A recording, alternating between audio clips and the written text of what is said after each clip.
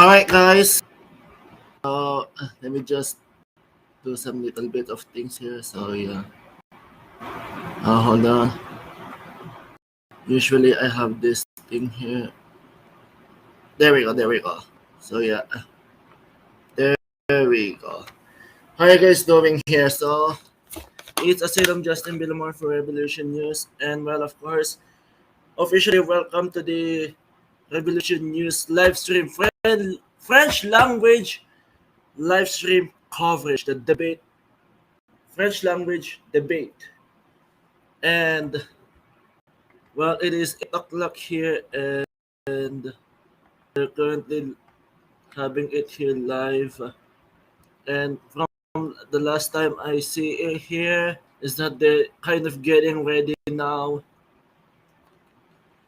and kind of currently that's happening here is that, well, let me just say it here, folks, is that, well, the debate is now going on here, and well, let me just go for an audio here before I share it to you guys. So that will be nice if you can bear with me for a little bit. That will be a great thing there. And well, I'm currently using Restream as my live stream software. So I'm just looking up here. I don't know where's the audio. Yeah, not so sure. But hold on. That will be nice if. Live from the Museum of History. There we go. There we go. So there we go. Looks like we're having Accent, the leaders debate. the audio here. Here is Patrice Roy. Anyways, Ladies and gentlemen, welcome to the leaders debate. for now, kind We're of at the the Canadian debate Museum is of History in being Gatineau. prepared And right more now, and I'm pretty much sure right now is that, well, the leaders out there are getting off the bus right now, and well, of course, the leaders bus are currently on the Gatineau Hall in Ottawa right now, Inc. But anyways, I'm gonna be shifting the view here to specifically at YouTube Grand Hall, and just which has using been it transformed for, into a television studio of But past kind of a reminder here, days. folks, is that, well, This if debate is being broadcast the live topics on a here are number of getting partner networks, spicy and for it's being YouTube, interpreted into I'm several different immediately gonna languages. be turning And off I the want live to stream point for out to the interpreter that I was YouTube. speaking to backstage. Anyways, here we go. Good luck. It's not always easy. The placement of the leaders in the speaking order has been randomly determined. Good evening, Mr. Toole, Mr. Trudeau, Ms. Paul, Good evening. Mr. Singh, and and Mr. Blanchet. Bonsoir. Thank you for being here. These These debates are a valuable exercise in our democracy. That's sometimes forgotten. Five themes will be discussed tonight, and we'll talk each theme with a question from a member of the public. Merci. Good evening. We received about 1,000 questions, is that right? Yes. Some really intelligent and relevant questions that really inspired us as we were preparing tonight's debate. We're looking forward to that. Now, there will be two-way debates, then followed by three-way debates, and there will be a series of rapid-fire questions from our guest journalists. And each block will end with an open debate involving all five leaders. And of course, we'll aim to have the speaking time distributed equally among the leaders. Before starting on the first theme, I want to ask the first question to all of the leaders, and they'll have 45 seconds each to answer. So rather than an opening statement, they'll have 45 seconds to answer the question. This is an election that I think people would probably agree, maybe not Mr. Trudeau, but I think most of us would agree that this is not a wanted election.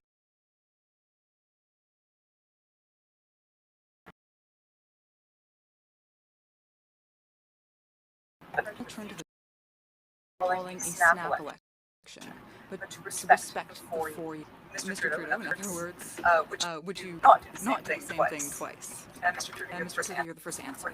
Thank you, Case. First of all, I'd like to thank Canadians from all across the country for joining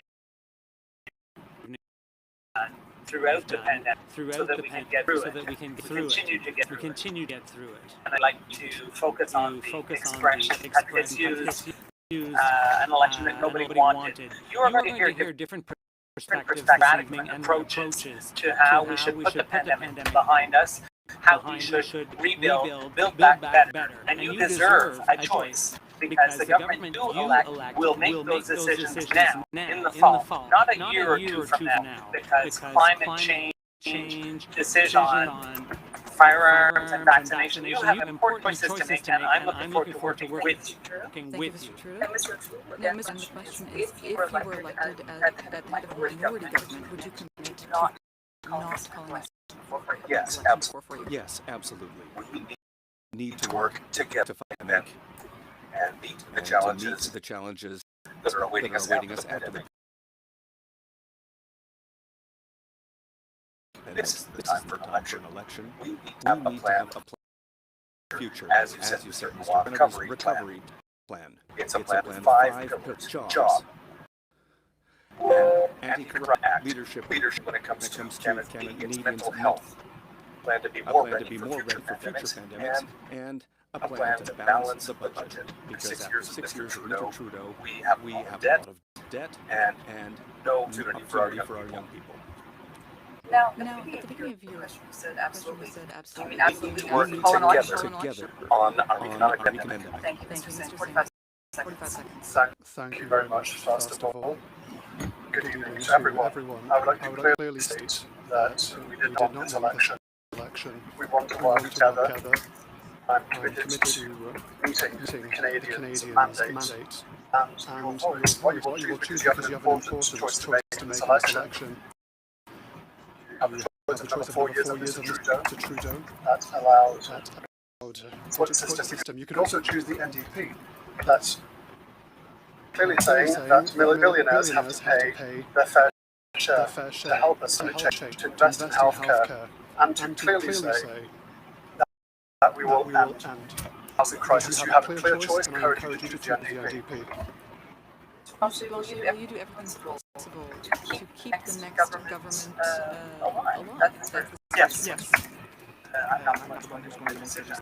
However, I think that government must ensure when it's a minority government to get the support of enough in government to remain in its position. That is the spirit of the law in the States. Now, Mr. Trudeau did talk about the fact that there could be an election in another 18 months. But it's interesting that he didn't table his own platform until 2 weeks after he held the election. Here in the Bloc, we don't have the same philosophy. If it's good for Quebec, we vote for it. If it's bad for Quebec, we vote against it. But regardless of what's on the table, we will improve it. We'll get back to that in greater detail later. But Ms. Paul, I want to ask you the same question. Would you do everything possible to keep a minority government in power as long as possible? First of all, it's an honor to be here on the unceded Algonquin territory, Miigwech. Yes, absolutely. Unfortunately, given the broken promises by Mr. Trudeau and his government, we are now in this situation. We need to find a way to work together, collaboration and cooperation. The fact that we are in an election is a symptom or a consequence of the fact that people are not looking to work together and they're working in a partisan manner. I would say that people don't want to be consulted on how to end the pandemic. They want it to end, and we need to work together to do that. Thank you very much. You evolved to your time limits very well, so we appreciate that.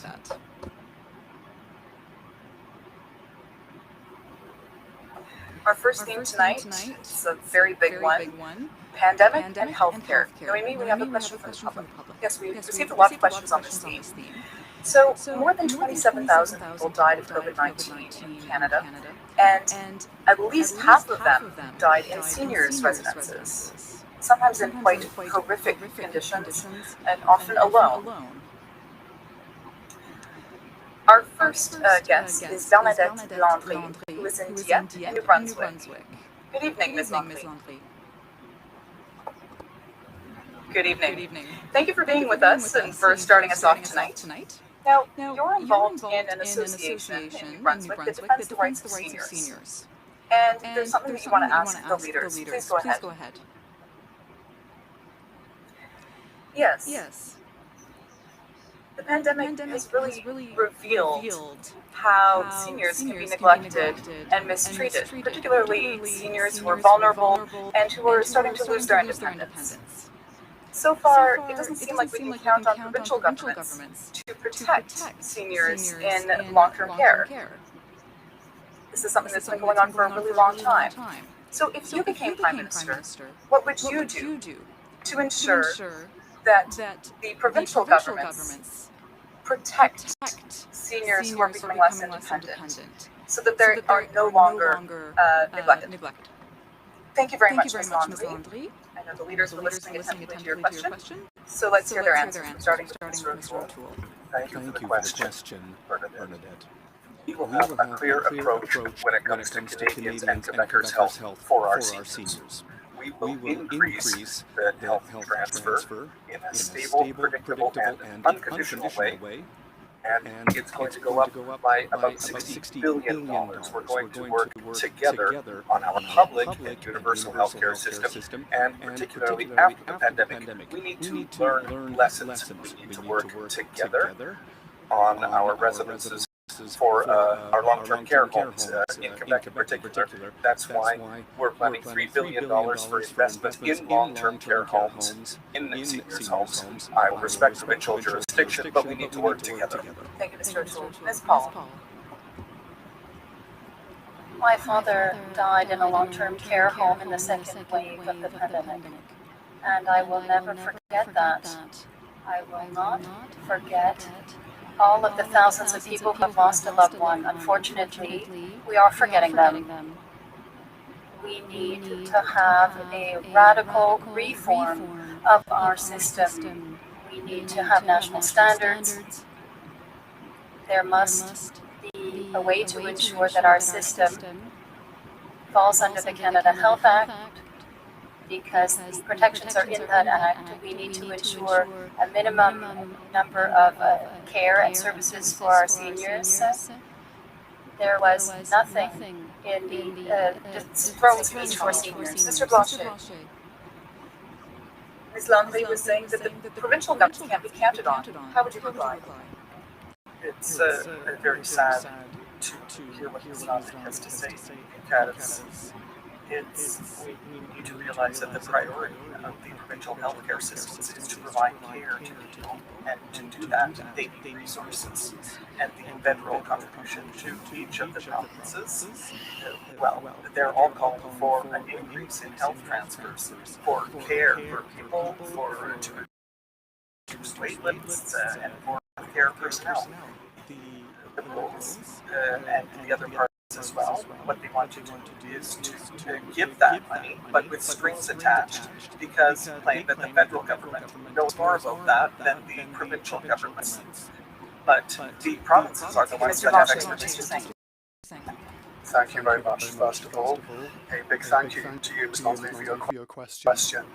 It's a crying national shame was pandemic. The fact that our seniors have been the hardest hit, it truly breaks my heart, and you're right. We have to help people. Personally, simply be passive when I see people suffer. Yes, I respect various jurisdictions, but I want to help.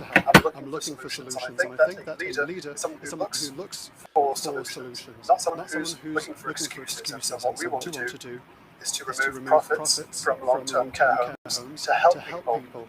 We want there to be better support so that people can remain at home as much as possible. Mr. Trudeau and Mr. O'Toole voted against this idea.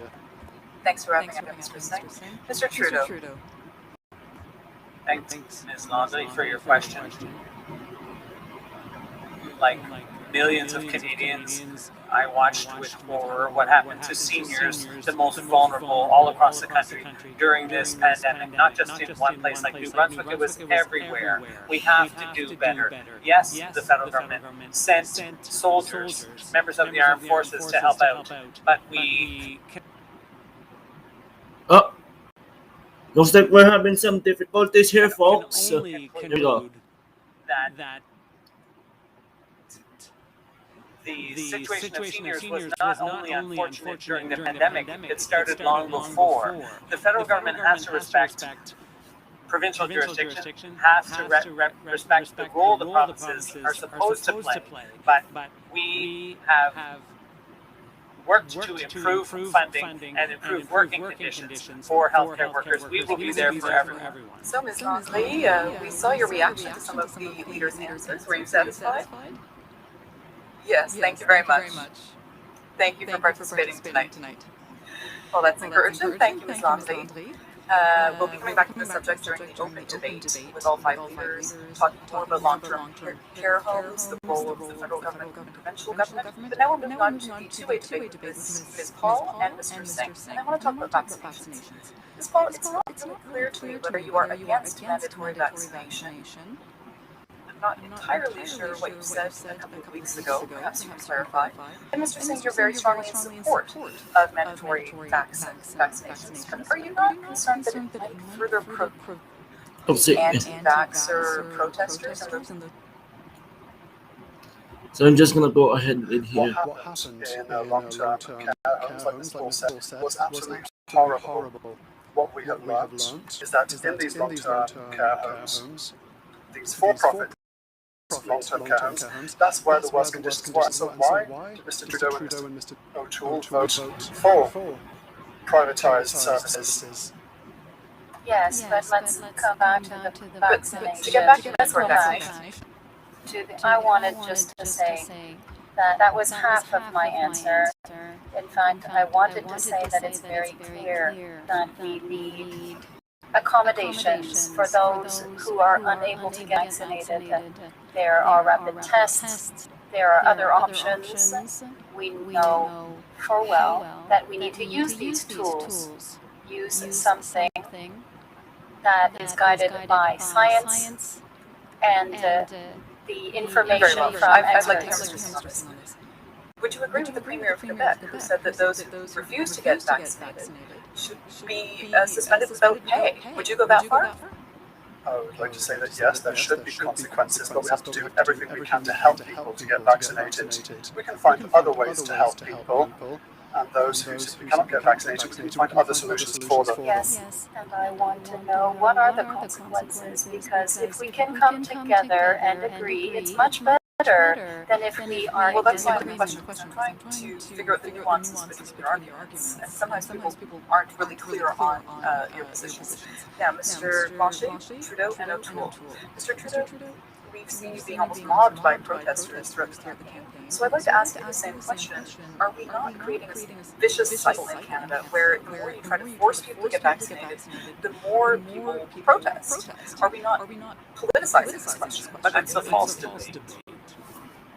There's no longer any debate about vaccination. That is the way to get out of this crisis. That's what the experts are saying. And there's a distinction between the mobs that are demonstrating and those who, for personal reasons, are hesitating about getting vaccinated. Yes, they need to get information, but we need to show them also that it's in their interest to get the jab so that they can take a train or plane, work for the Federal Public Service with vaccine passports that will be funded. They'll be able to go to the gym or the theater. So it's important. Vaccination is the way to go because the vast majority of Canadians have done the right thing. You're still against mandatory vaccinations. Are essential. Vaccines are safe and effective, and I encourage all Canadians and all Quebecers to get vaccinated. But in the middle of a pandemic, this isn't the time to be divided. Work together at every level of government. We need to use all the tools we have: vaccines, daily rapid testing, masks, physical distancing. But in the middle of a pandemic, why did Mr. Trudeau call an election? We need to work to fight.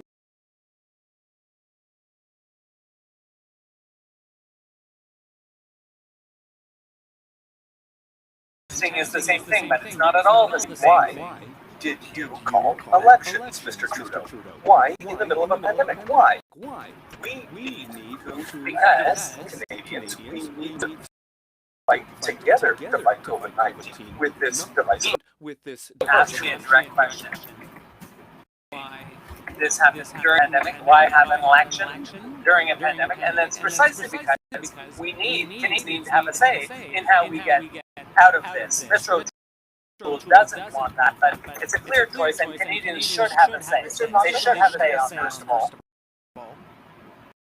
The corner store said that I wouldn't invest to something, but I know what I could put it out. And that's what I'm thinking of when I hear, because we're talking about education, people need to know that it's important to be vaccinated, and this confrontation is, this has been going on for months, as Mr. saying. Now, for example, what Mr. Trudeau referred to, he's trying to divert us from the borders that he didn't close in time. And Quebec has already put in place a vaccine passport. And I trust the different levels of government. We need to work together with them. And that's only to divert attention.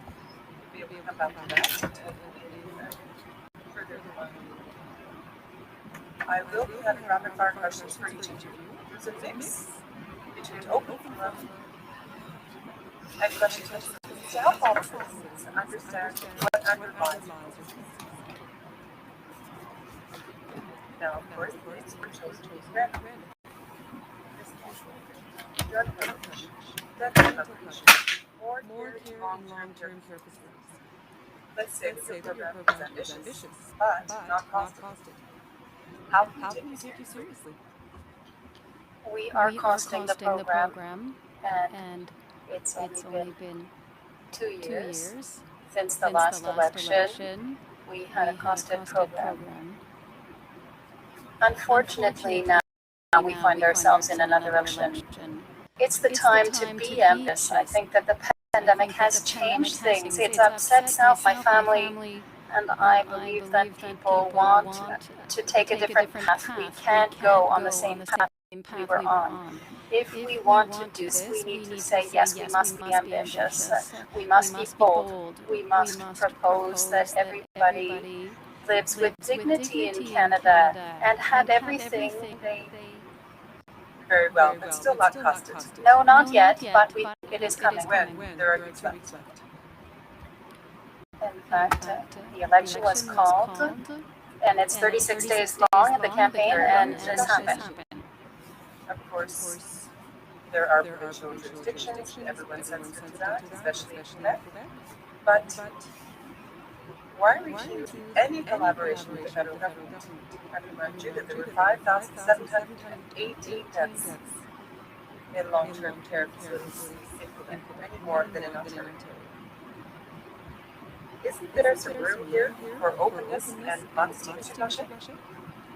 Your reasoning states that because it was the Quebec system, because it was the Quebec standards, that it's not as good as if it had been Canadian or national standards. Now, it's not the federal government that hires nurses and so forth. The federal government should have given us more money, because then, from all the provinces, because they're all calling for more money, and if we had had that, then our health systems would have been more robust and we could have faced the crisis better. Because I am not going to speculate on this. Mr. O'Toole, do you believe that Canadians should have the choice to pay out of pocket to gain access to surgery or care sooner than the medical system? I will always respect provincial jurisdiction and the decisions made by the provinces, because, like Mr. Blanchet said, this is provincial jurisdiction. And I will increase the health transfers in a stable, predictable, and unconditional way, without conditions, because it's a question of respect. And I trust the government of Quebec. Why does Mr. Trudeau always interfere in provincial jurisdictions, particularly after the pandemic? Given the sad situation in the long-term care homes, we need to work together for the well-being of Canadians and Quebecers. And that's why we have a plan for Canada's recovery and historic investments in our public health care system. So, not more private healthcare? That was my question. I support our universal public system. Mr. Trudeau, here's a simple question for you. How much does a dose of vaccine cost? In Europe, we've seen some numbers come out now. Don't Canadians have the right to know and find out whether we got a good deal? What Canadians know is that we invested enough money to put us at the top of the list in terms of vaccination in the world. We have enough for everyone. We've paid competitive prices. But why aren't you providing those numbers? And I can't talk about the contracts we entered into with private companies, but we're trying to be as transparent as possible. I'd like to come back to what my colleague said. Mr. O'Toole doesn't understand that it's the federal government's role to defend the Canada Health Act, which prevents the private sector from intruding into the healthcare sector, even in the provinces. He's not standing up against a two-tier system. And Mr. Blanchet is forgetting that when the armed forces entered into the long-term care facilities in Quebec, that now we still don't have all the answers, but We'll move on to that debate.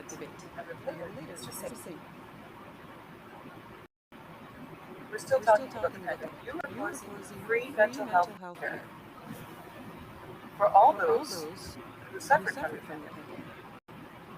Congratulations. But where do you get your psychologists? There already is a severe shortage. There are 910 spots there are unfilled. This is a very problematic issue.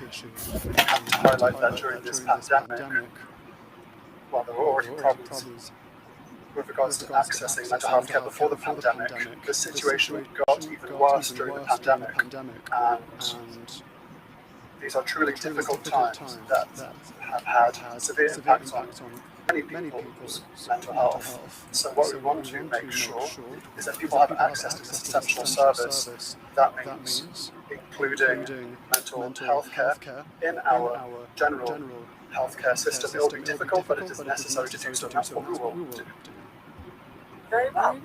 Moving on to the open debate for 5 minutes. Mr. O'Toole, you were randomly selected to begin. This round, Canada has just reopened its borders to foreign visitors yesterday, those that are doubly vaccinated. Are you comfortable with this, Mr. We need to O'Toole? have a safe border in the middle of a pandemic.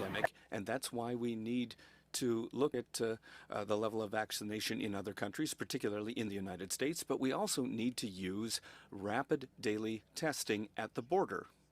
I proposed that a year ago, and unfortunately, as usual, Mr. Trudeau's government didn't move forward on that. They moved forward very slowly on testing. They moved forward slowly with vaccines in the middle of a pandemic. It's possible to have an open border, but a safe border. It's very important in the middle of a pandemic. Well, we know full well that we're now seeing a fourth wave among the unvaccinated. Those who did the right thing and did their part for society, they are not a source of risk, and they can resume a more or less normal life. And we are seeing international travelers who are double vaccinated because we want things to get back to normal. So we're making sure that that will not be a vector of transmission, that international travel will not be a vector, and we want to make sure that those who've done the right thing, and I don't see why Mr. O'Toole and Mr. Blanchet are not backing down on vaccination. Trudeau. We are in a fourth wave of COVID-19. Mr. Trudeau, it was the wrong thing to do, to trigger an election. There are still challenges to surmount. The only reason for which you decided to trigger an election is a selfish one, to obtain more power. That was not the right thing to do. And so, in our opinion, we should have continued to stand strong against this pandemic, to help people, and to realize that this pandemic simply is not over. There are still issues that have to be rectified. We have to realize it and we have to act. So why did you trigger these elections? It's a complete nonsense. I completely agree with Mr. Singh on this point. There are options. You can blame people who are angry and not vaccinated, or you can try to educate them, try to bring them together. We have already talked about investing in mental health services, in long-term care homes, and other issues. We must be back in Parliament to talk about these things together, to find solutions and provide the assistance that people need, because this is still a pandemic. Mr. Blanchet, are you concerned I about the agree with the open principle borders? that the double vaccination is a very good standard and it should be coordinated with other countries, because many of them travel here. However, I would, not, at least I didn't put out my platform 2 weeks late, and at least my platform is clear. And also, what about the capacity of Canada under this government to have exchange? President Biden isn't very available to speak to our Prime Minister, and yet we have the longest shared border in the world. And so there are many unclear issues with this government. To answer the question about the calling of an election again, well, viewers can see how deep the differences are in our positions on how the pandemic should be dealt with. And this is something Canadians should have a say in. That demonstrates that. For the healthcare system, we are proposing about $25 billion in investments in family doctors, in mental health over the next 4 years, Mr. Singh. And we will absolutely do that.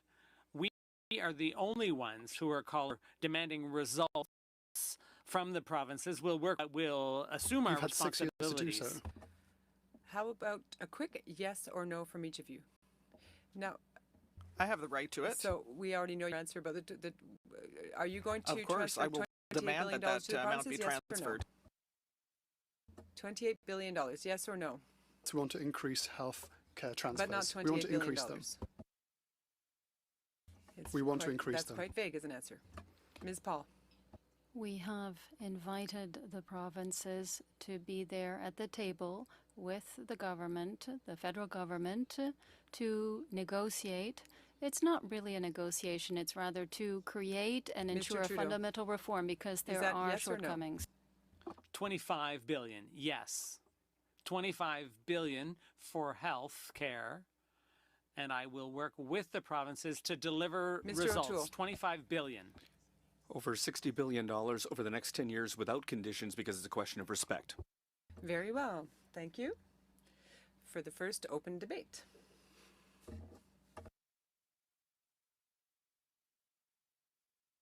Cost of living and public finances. We have a question from the audience. The labor shortage is severe and is very costly for businesses and for our communities too.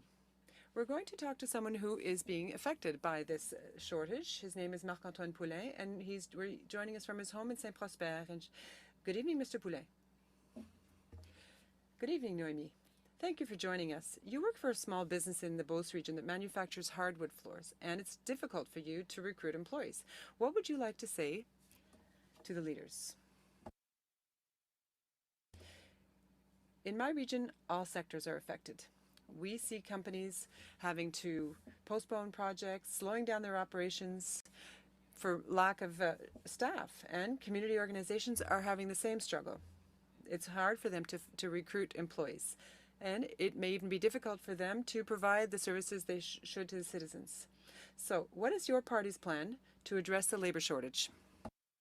Thank you for that question, Mr. Poulain. That's quite clear as a question. What will you be doing to address the labor shortage? Mr. Singh, you go first. I missed his surname. What was his last name? Thank Mr. you very Poulain. much, Mr. Poulain, for your question. My apologies for missing your name. This is a huge issue. You've raised how serious it is. in your region. It has affected many people. It has affected industry and companies. This is very difficult, and it has struck the country as a whole as well. We have a number of solutions. We can better use our immigration system to welcome new arrivals to Canada that would help us to tackle this labour shortage. We can also help through education, through training that can connect people to companies that need their help. These are a number of measures we can take. Thank you, Mr. Singh. Mr. Blanchet? 4 proposals for you, Mr. Poulin. The first is to the temporary suspension of the CRB because that is holding back people who could be on the labor force. And of course, I would keep an exception for arts and culture.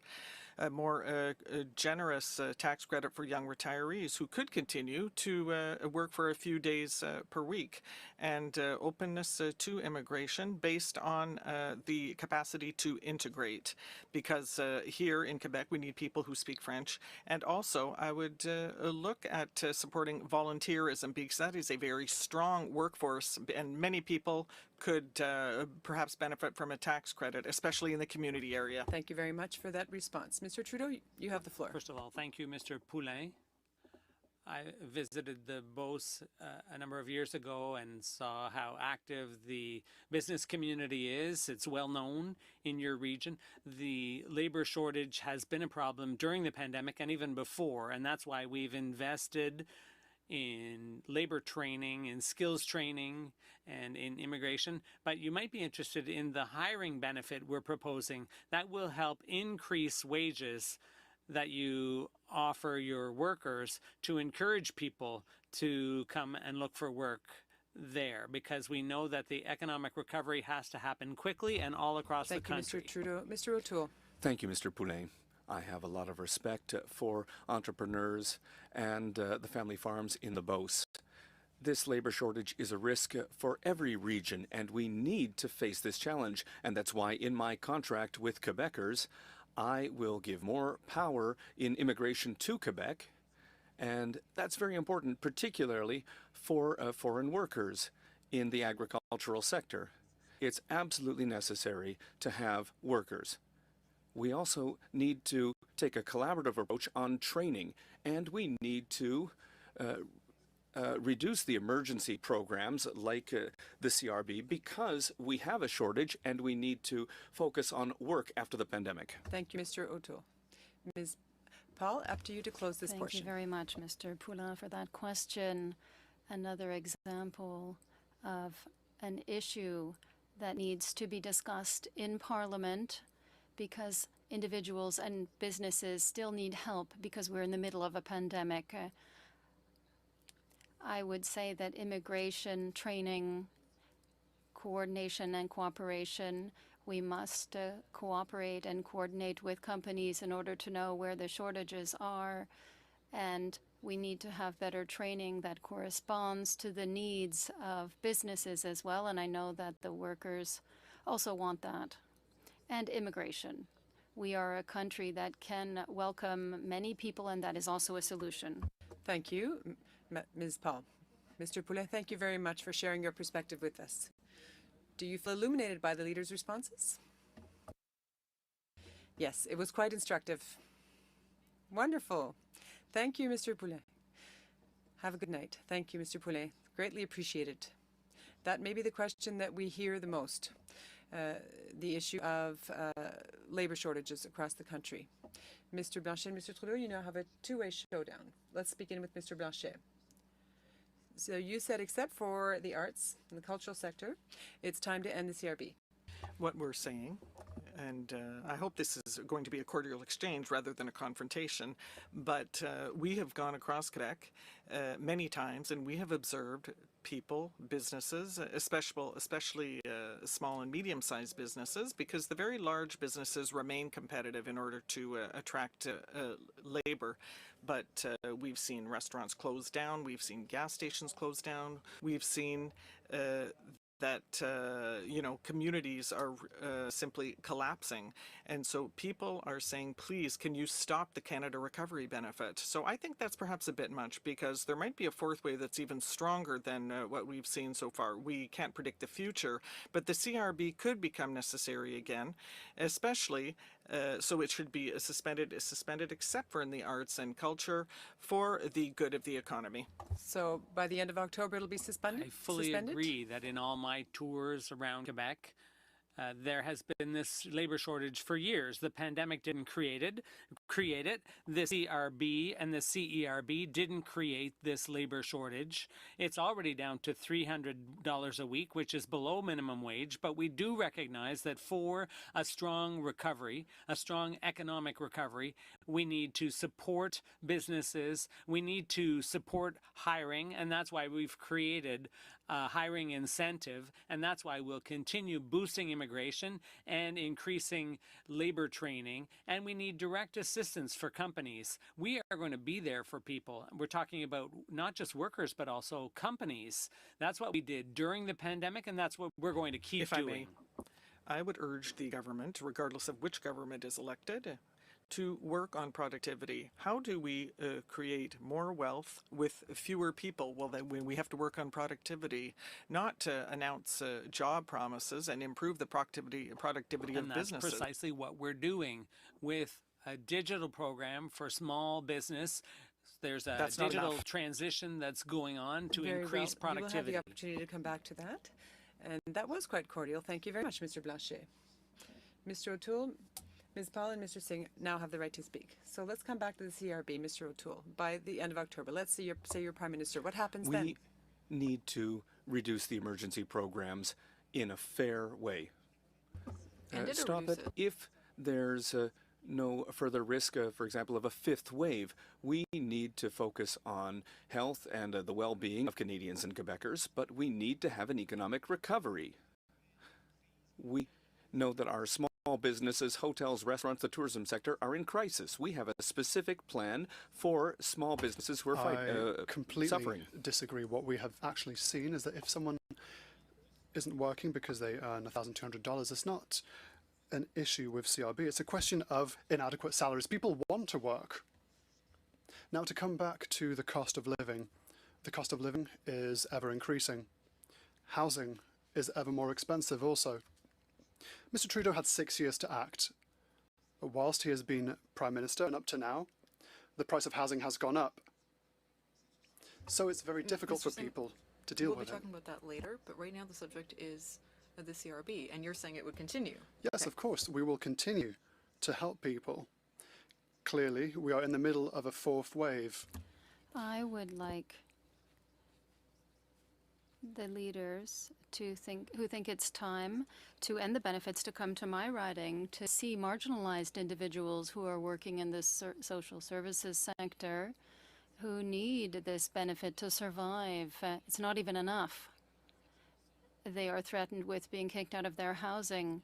Yes, we need that. And I'd like to go further and say it's the time to start thinking about replacing these emergency benefits with a guaranteed livable income, because there are problems and we cannot fix them.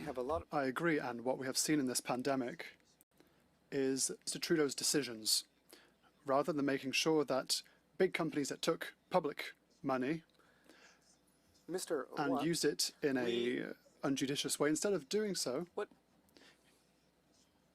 this has to go to the people. With the NDP and Mr. Trudeau, we're going to see unlimited spending, and that's going to You're on the same side. You're both on the same side. I'm going to double the Canada Workers' Benefit, and I will fight for small businesses. It's always an excellent investment to invest in people. Okay, well, that exchange is a little bit less cordial. Investing in people is a good investment. Ms. Paul, I'd now like to invite my colleague Hélène Buzetti to ask some questions, and I'll take this opportunity while she gets set up to remind you that if you speak at the same time, things won't work. And that'll be the last warning. Hélène, good evening. Good evening. One at a time, please. Yes, Mr. Trudeau, we'll start with you. This year, inflation hit 3.7%, which is a 10-year high. Gas, groceries, just about everything is more expensive, and many believe that your massive spending is partly to blame. So what guarantee do we have that the billions in additional spending you're proposing will not further increase the cost of living? That's a great question. The investments we're making, like $10 a day daycare all across the country and more spots in Quebec, and our investments to help families to save for the purchase of their first home, investments we're making to support cultural industries, tourism industries, and workers in those industries. We are there to support people. I made a promise at the outset of pandemic to help people for as long as it took, and that produced great results, but also boosted economic growth. Heat things up unnecessarily. If interest rates increase, what will happen to people who have big mortgages, for example? We want to create economic growth, but we will manage inflation because we need to keep the cost of living affordable for families. Mr. O'Toole, you tabled the costing of your platform just a couple of hours ago, so you'll have to excuse me if I didn't have time to analyze it properly. But if I've understood correctly, your plan is to keep most of the spending of the last Liberal budget, add some other Conservative spending, and yet you're also going to manage to explain the deficit. Explain how that works. With our Canada's Recovery Plan, we will balance the budget over a decade with an approach that is focused on workers and an economic recovery in every sector and in every region. And that's why we are going to make investments to help families with mental health, with small businesses who are facing a crisis. But we need to have an economic recovery for a strong economy. And we have a plan for that. And there's a crisis in the cost of living right now because of the unlimited spending from Mr. Trudeau. But you're actually promising to maintain some of that spending. So how do you reconcile this? What is this magical effect that you're going to use? We have a plan to balance the budget, but we need to create jobs. Our first pillar is to create 1 million jobs in 1 year. That's all the time we have. Mr. Blanchet, it looks like we're headed for a minority government, which would mean that the government would need the support of one or even two opposition parties to pass legislation. So in that context, what conditions would you place on supporting a budget? The $28 billion in healthcare funding for the provinces, for example, would that be non-negotiable for you? Yes, it's a deal breaker because I am wondering here at this stage in the campaign, is there any one of the major parties here who deserves a majority? Has anyone shown, you know, that they are available, that they are prepared to lead our country for 4 years with something that has a plan, not just something that's wishful thinking, but with an actual vision? The Bloc always has the same philosophy. If it's good for Quebec, we support it. Health transfers. But the three main parties didn't commit to giving the $28 billion. Well, they will have to agree among themselves because I hear that there's a lot of scorn about Quebec's jurisdiction. I always hear that it's better in Canada than in Quebec, and all the provinces say we need these health transfers with no strings attached. It's $28 billion plus 6%. Thank you, Mr. Singh. You propose spending billions, even more than the Liberals. Now, you often say that you'll make the ultra-rich pay. You've even mentioned Amazon. But with respect to Mr. Singh, Jeff Bezos lives in the U.S., and people almost always overestimate what they can actually recoup from cracking down on tax evasion. So isn't this just magical thinking? I believe that this is a question of fairness. If you work here in Canada, if you have a company or a business here in Canada, you have to pay your fair share. Big web giants, for example, don't pay their fair share. And this is simply unfair. Other countries have started to do so. France has proposed taxing revenue for big companies. We want to invest in people, but we don't want to do it like Mr. Trudeau or Mr. O'Toole by putting more pressure on the people. We have a credible plan that says that we want to make sure that billionaires pay their fair share. But is that money really going to be available? I mean, wealthy people can move their assets elsewhere, so how would you get the money? No, I think that first of all, we can stop tax havens and tax loopholes. Through that, we will get more revenue to reinvest in the people. Ms. Paul, Like Mr. Singh, you still haven't tabled the costing of your platform, but we know that you're proposing a guaranteed minimum income. Now, when we look at the size of the current deficit, can we really afford to make the CRB permanent? We know that the parliamentary budget officer has already said that yes, it is possible. And yes, it's possible to have a guaranteed minimum income. We call it a guaranteed livable income. And that would lift 50% of the people out of poverty. We also know that despite all our collective efforts, that there are shortcomings that remain. And we live in a country that is very rich. And this is shameful. People are talking about a labor shortage and 800,000 job vacancies. So how can you make people work if you're paying them to stay home? We have to ensure people get a salary to earn a decent living, pay for their housing. It's time to ensure a livable income. Thank you. That's all the I time we know have. the other parties agree with me. Thank you, Ms. Paul. Now, open debate. You can all participate. We are randomly going to start with Mr. Singh. But I do just want to say, first of all, that we're going to be talking about daycares. We've also seen that daycare is a way to get women into the labor force. So I'd like to hear your positions on this. And Mr. O'Toole, I want to ask you the question that we're all waiting for, which is what's going to happen to the $6 billion? And Mr. Singh, what do you think about daycare? It's an excellent idea. I would like to commend all the activists that push the government to actually deliver on this matter. I would like to note that Mr. Trudeau and his party promised this for the past 30 years. That means the past 3 decades, promises after promises, and only now they've finally started to act. If Mr. Trudeau really wanted to have acted as quickly as possible, why did he trigger an election rather than continue his work? It's completely unacceptable, and people can't simply be duped by Mr. Trudeau and believe what he's saying. The costing of your platform was just revealed a few hours ago. Now, it appears to be clear that you're going to be eliminating the $6 billion that was planned for Quebec and the other provinces. But you're trying to have it both ways here.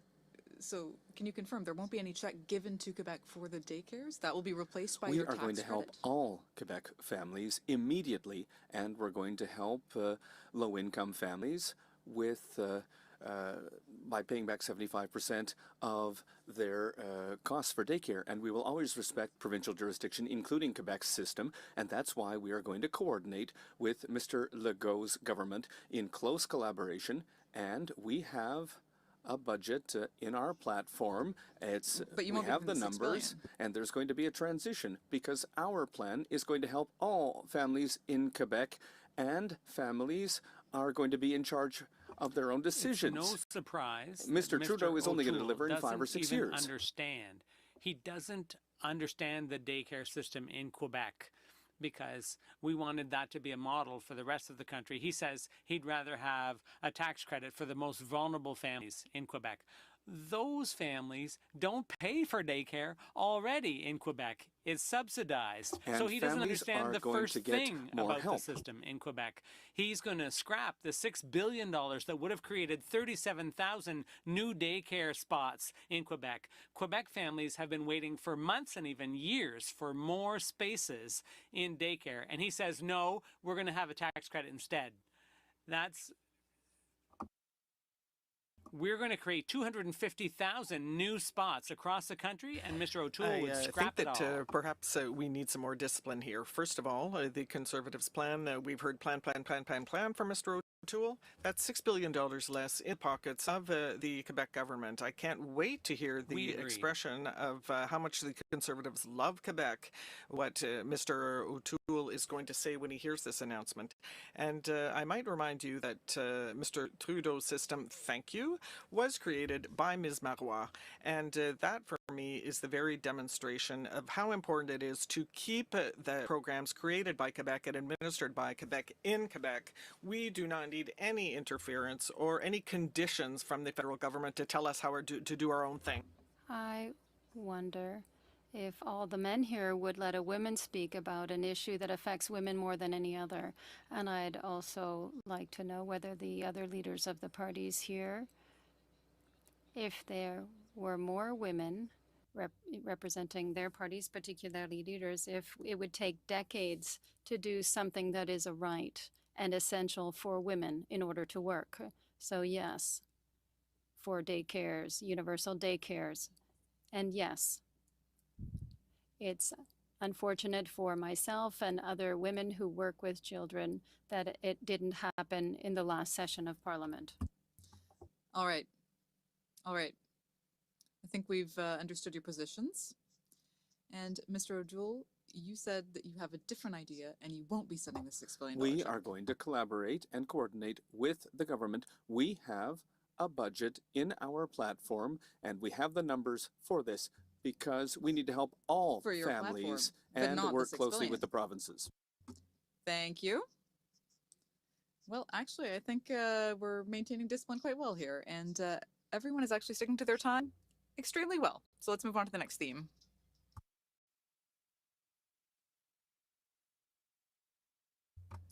The environment, an essential theme tonight. Now we have a very interesting question. That's right. Canadians are feeling the effects of climate change more than ever in the last few months. Many experienced crippling heat this summer. Hundreds died in the heat wave in Western Canada in June. And the village of Lytton in British Columbia hit 49.5 degrees Celsius, an all-time record for Canada. In fact, our country is warming twice as fast as the global average. And the only way to avoid climate catastrophe, as we know, is to drastically reduce greenhouse gas emissions. Now, this is an issue that concerns young people very much because they're the ones who are going to have to live with the consequences of the decisions that are made today. Charles Leduc is 11 years old. He lives in Saint-Cloud in Montérégie. Good evening, Charles. Good evening. Thank you so much for being with us and welcome to the Leaders' Debate. Now, when you see the growing number of forest fires, heat waves, and hurricanes, this concerns you, right? And I believe there's a question you want to ask the leaders, so go ahead.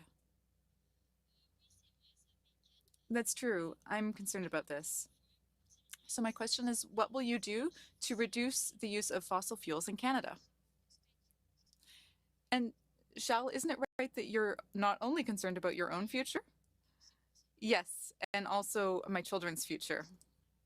Thank you very much, Charles. So this is an 11-year-old boy who's concerned about the future for his children. What would you answer, Mr. Trudeau? First of all, thank you, Charles, for joining us, and thank you for your question. I hear this question a lot, not just from my own kids, but from kids all across Canada. And that's why we set up a plan that's very ambitious.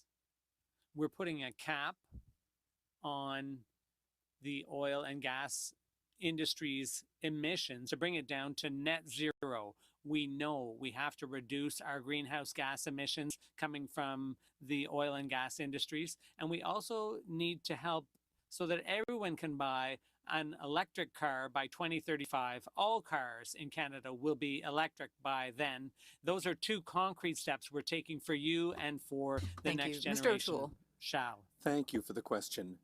My children are young like Charles, and environment and climate change is important for me as the father of a family. And that's why in April, we presented our policy on climate change. We need to meet our Paris targets, and we have a plan to reduce our greenhouse gas emissions while creating the jobs and opportunities that we'll need after the pandemic. We have a plan with a lot of details, Charles, with a price on carbon, with a personal carbon savings account. We're going to use technology like hydrogen and carbon capture, and we're going to work closely with Quebec on electric vehicles. We are going to act, Charles. Thank you. Ms. Paul. Thank you, Charles, for the question. In fact, we invited young supporters to come to our round tables over the last few months, and it's a source of anxiety for me, to be honest. we are trying to be a party that brings people together, but there are differences here amongst our parties. We know full well that it's impossible to invest in oil and gas, in pipelines, exploration projects, and fracking, and reach our targets. There is only one choice when it comes to the climate in this election, but we do want to work with the other parties. Thank you, Ms. Paul. Mr. Blanchet.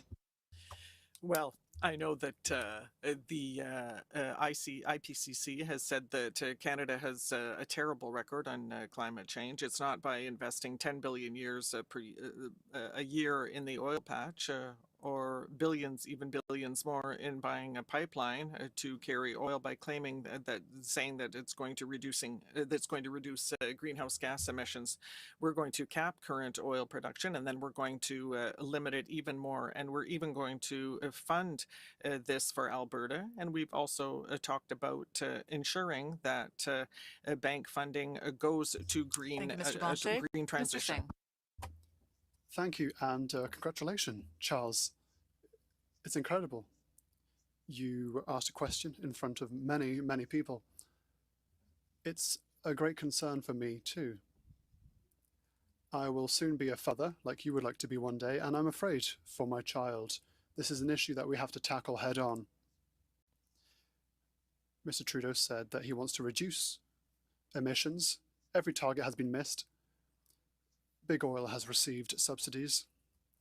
We want to truly tackle climate change. We will eliminate oil subsidies and we will give you a brighter future. That is my commitment. Thank you, Mr. Singh. Thank you, Charles. You asked a question that many, many Canadians are asking. Stay involved, stay engaged, and have a wonderful evening. Thank you, Charles. Thank you. Thank you very much, Charles. Goodbye. I'm going to continue along the same vein. Mr. O'Toole and Mr. Blanchet, you have the floor. In the end, people are wondering a very simple thing. Mr. O'Toole, how do you reduce greenhouse gas emissions when you also want to increase oil production? It's possible to reduce greenhouse gas emissions while creating jobs. We are going to have programs for becoming carbon neutral in the Western energy sector. We need to use technology like hydrogen here in Quebec. We will take an approach where we're working in partnership with the big emitters to reduce our emissions. And that's why we launched our platform in April. This is a very important issue, and I need to make sure that we regain trust on this issue. But we have a plan to meet our targets while creating the jobs we need for an economic recovery. Well, all of a sudden, I think this idea is going to turn into a pumpkin because it's impossible to reduce greenhouse gases by increasing oil development. However, it is possible to create more wealth by investing in green energies, in innovation, in production, in processing in different regions of Quebec with our own research centers. There is a way of doing things better, and but we cannot rely on fossil fuels. That is the energy of the past. You said that last week. It's possible to use technology like carbon capture, and it's important in the energy sector. No, that's not what I said. And it's important in the aluminum sector, for example, in the Saguenay. We need to have an economic recovery in the regions, and you've made decisions as a former environment minister in Quebec. You approved the biggest emitter in Quebec without an environmental assessment. We need to work in close collaboration with the provinces, Mr. Blanchet. Mr. Blanchet, I'll allow you to reply, but I will quote you to yourself. You said, "I will tell you without any hesitation that the Quebec government intends to move forward with the oil industry in Quebec." And that was on February 14th, 2013 in a parliamentary committee. So, Mr. Blanchet, you were pro-oil in the case of Quebec. I was, you're not leaving me enough time, but I said that as a former Minister of the Environment, and I think that everyone was sincere. My job was to monitor things. There was going to be an environmental assessment after the exploration, after prospecting, and I think that we've all been to the same school. So what I did in in the past 8 years has been very responsible. I never said that carbon capture was a solution. I said it does not exist except in the trees. And No, Mr. Trudeau there has... is technology that works. So you were allowed to reply, Ms. Paul, Mr. Singh, and Mr. Trudeau. This is the great Canadian dilemma. We are an oil-producing nation that also wants to be green. Over the last 25 years, we've realized that these are we can't be reconciled. It's not, because even if this transition can't happen overnight, it will happen in the years to come. We're seeing how our investments are helping with green energies, renewable energies, in the whole transformation of our energy sector. That's why we're putting a cap on emissions from the oil and gas industries, so that it's carbon neutral or net zero. And we're going to encourage people to buy electric cars. I have to add something, Mr. Trudeau. You've had 6 years. And truly, I'm sad, and it makes me sad to say so, but in 6 years, you have the worst record in amongst G7 countries. And the truth is, you've promised to eliminating fossil fuel subsidies, but instead of doing so, you've actually increased them. So how can people believe you? We are the only party to clearly say that we will stop building pipelines. We will stop supporting fracking projects.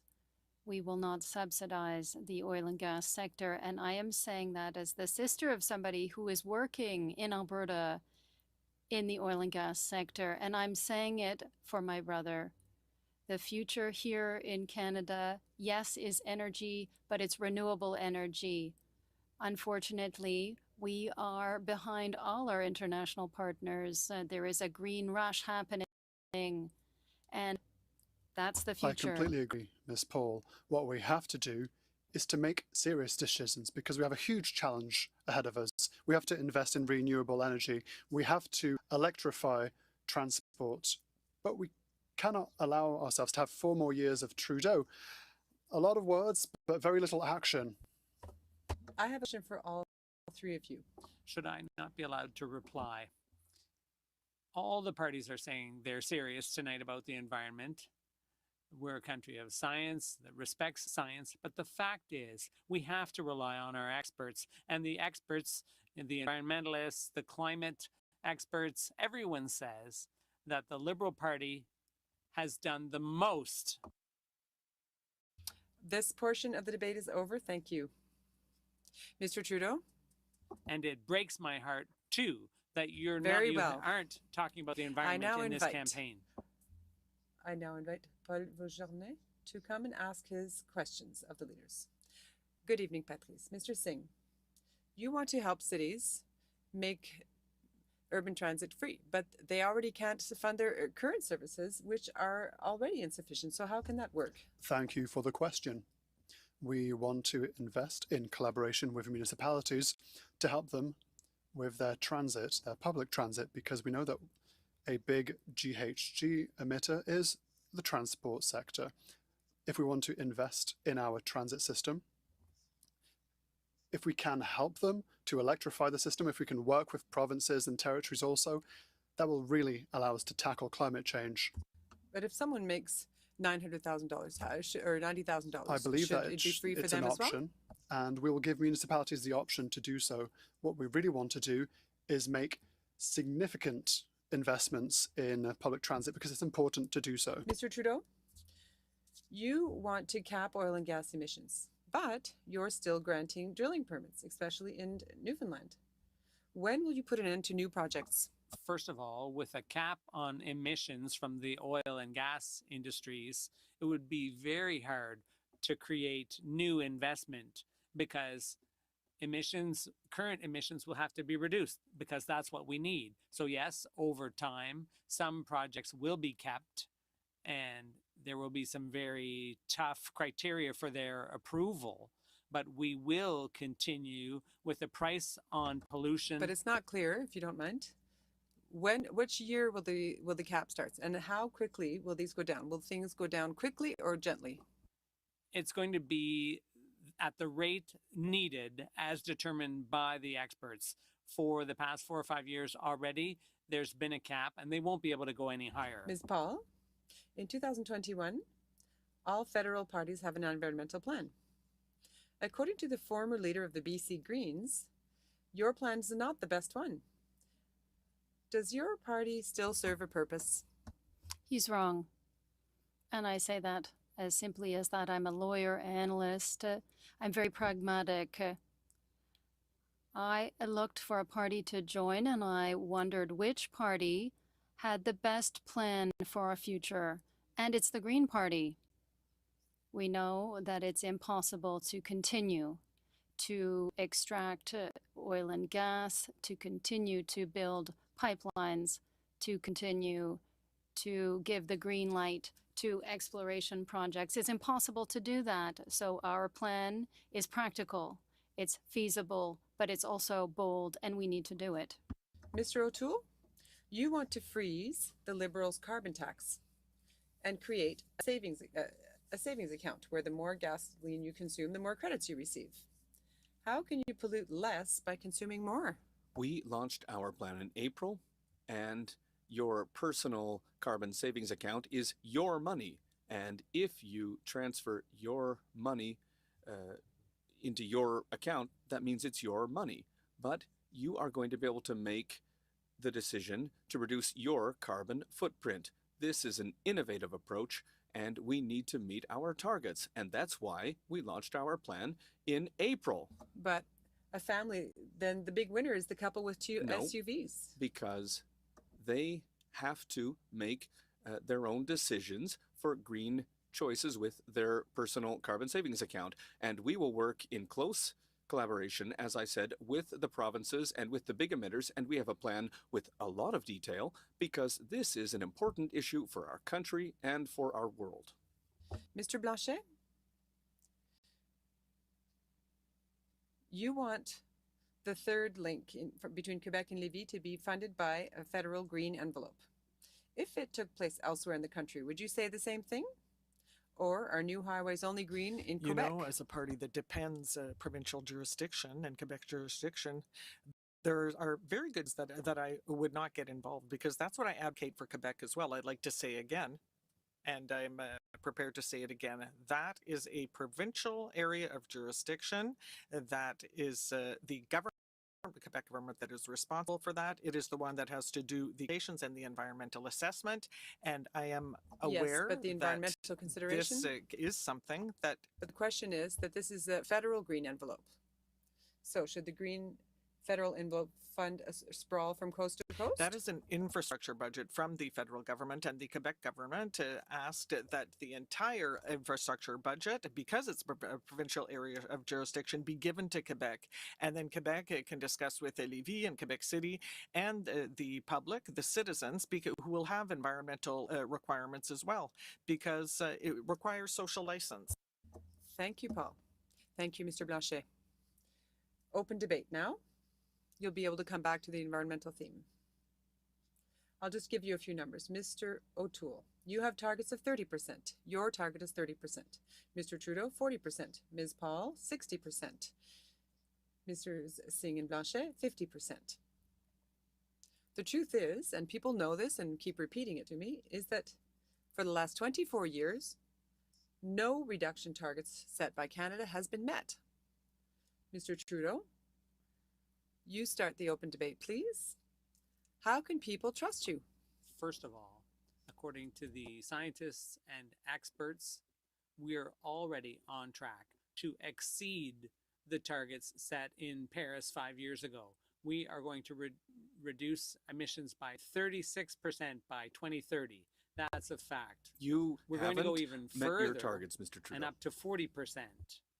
People know they need a government that will act concretely and ambitiously on climate change. Unfortunately, the Conservatives want to backtrack and go back to the Harper plan and break the Paris agreement. That's not the case. Break our commitment to that agreement, because we're already on track to exceed those targets. Mr. Roy, Canadians deserve a government that's going to deliver on its targets. Mr. Trudeau, every year he's been Prime Minister, he has not met his, and Canadians deserve a concrete plan. And that's why we launched our plan in April with a price on carbon.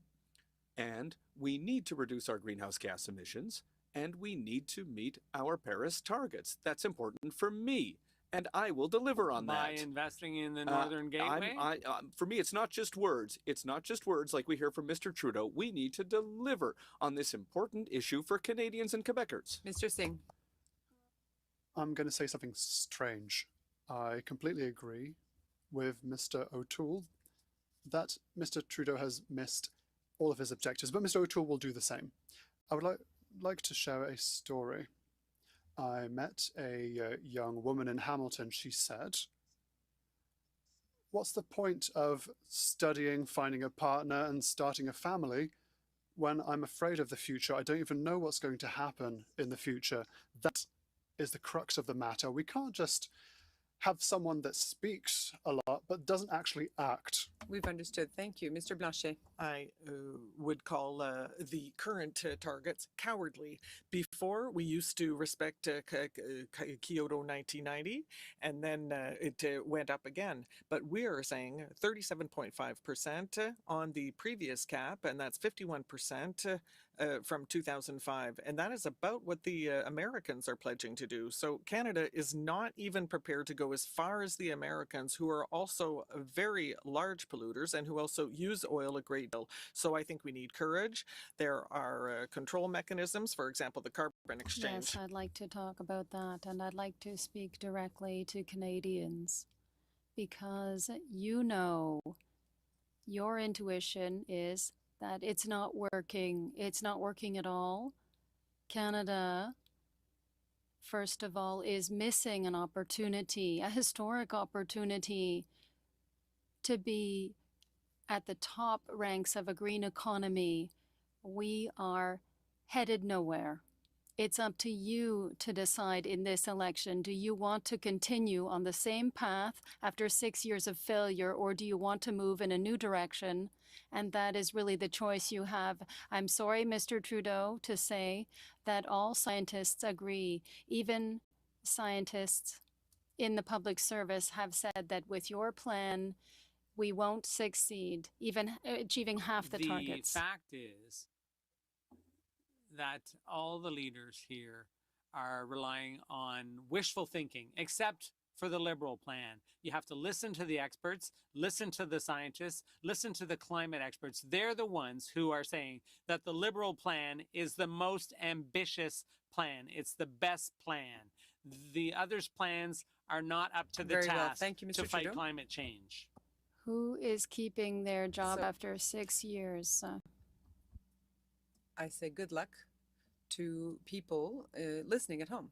Now, let's go back to the Trans Mountain Pipeline. Even you, Mr. Singh, said, yes, we'll have to keep operating that. So for how many years will you operate the Trans Mountain Pipeline? I said that I was against this project. I've always been against, and I will Yes, but it continue to exists. be against this project. So you would shut it down? I'm against this project. I've already said so. But what happens then? When we will be government, we'll take stock of the situation. Mr. Trudeau, for how many years? There are Indigenous communities interested in buying that pipeline, and they will continue to operate it until it's no longer needed, because that transition, we are going to embark on that transition to reduce people are trying emissions. to understand. Is it 10, 15, 20 years? Mr. O'Toole, what do you think? Families in the West deserve an economic recovery as well. And it's possible to create jobs while reducing our emissions. Thank you. Well, this is... Do you have an opinion on Trans Mountain? About it. I would offer it to people of Alberta so they can implement an energy transition, because they need to diversify their economy. Thank you. Moving on to the next theme. Trans Mountain. Do you want my opinion? Trans Mountain is a project that is not even going to give a single cent of revenue. And furthermore, it violates the sovereignty of the Wet'suwet'en territory. Thank you, Ms. Paul. Moving on to the next theme. Indigenous people, identity and culture. And I'd like to tell people who are listening to us We find ourselves in the Great Hall of the Canadian Museum of History, and this is a Great Hall that is dedicated to Indigenous culture.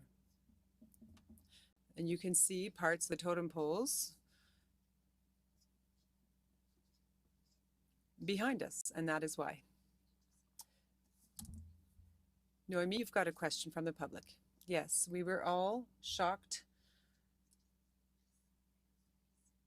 when hundreds of Indigenous children's graves were discovered on the sites of former residential schools. There is much to be done, clearly, to achieve some form of reconciliation.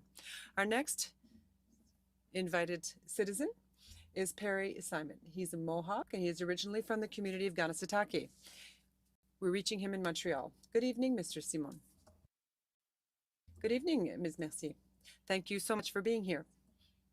The last few months have most certainly been hard for you, not only because of residential schools, but also because of the death of Joyce Echaquan at the Joliette Hospital, for example.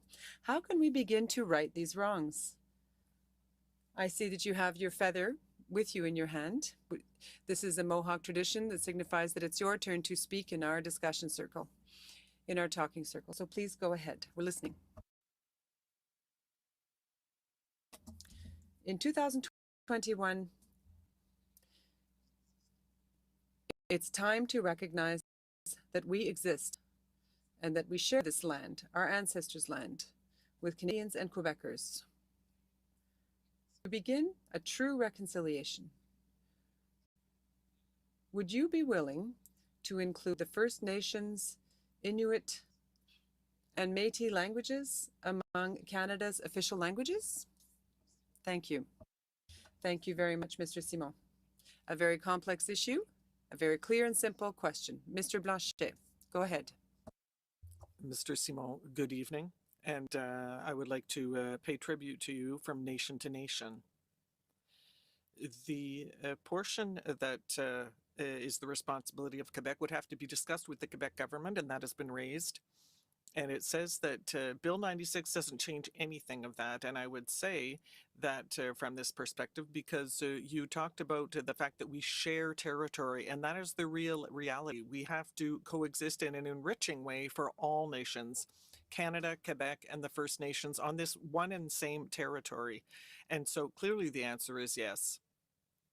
On the territory, which is currently Canada and Quebec, Indigenous languages must receive official recognition and must be under the jurisdiction of Indigenous people. Thank you, Mr. Blanchet. Mr. Trudeau. Thank you, Mr. Simon, for being here this evening and for your leadership. The fact is that we have worked with Indigenous people all across the country to develop together an official status for Indigenous languages. But I'd like to share a concrete example. Defending bilingualism, i.e. English and French, is very important, but we also made a difficult decision to appoint a Governor General who doesn't speak both official languages because she speaks one of them, and she speaks Inuktitut, which is the language she learned in her youth in northern Quebec. So it's obvious to me that we need to recognize the value of that culture so that we can all move forward together. Mr. Simon, thank you very much for being with us here this evening. You've added something special and important to the debate, and I completely agree that we have to recognize Indigenous languages as official languages. This is a small step we can take, but it will have a profound impact on our country. We need also general measures. We have to recognize the fact that we have to follow all the calls to action of the Truth and Reconciliation Commission. We have to stop bringing to court Indigenous children, for example.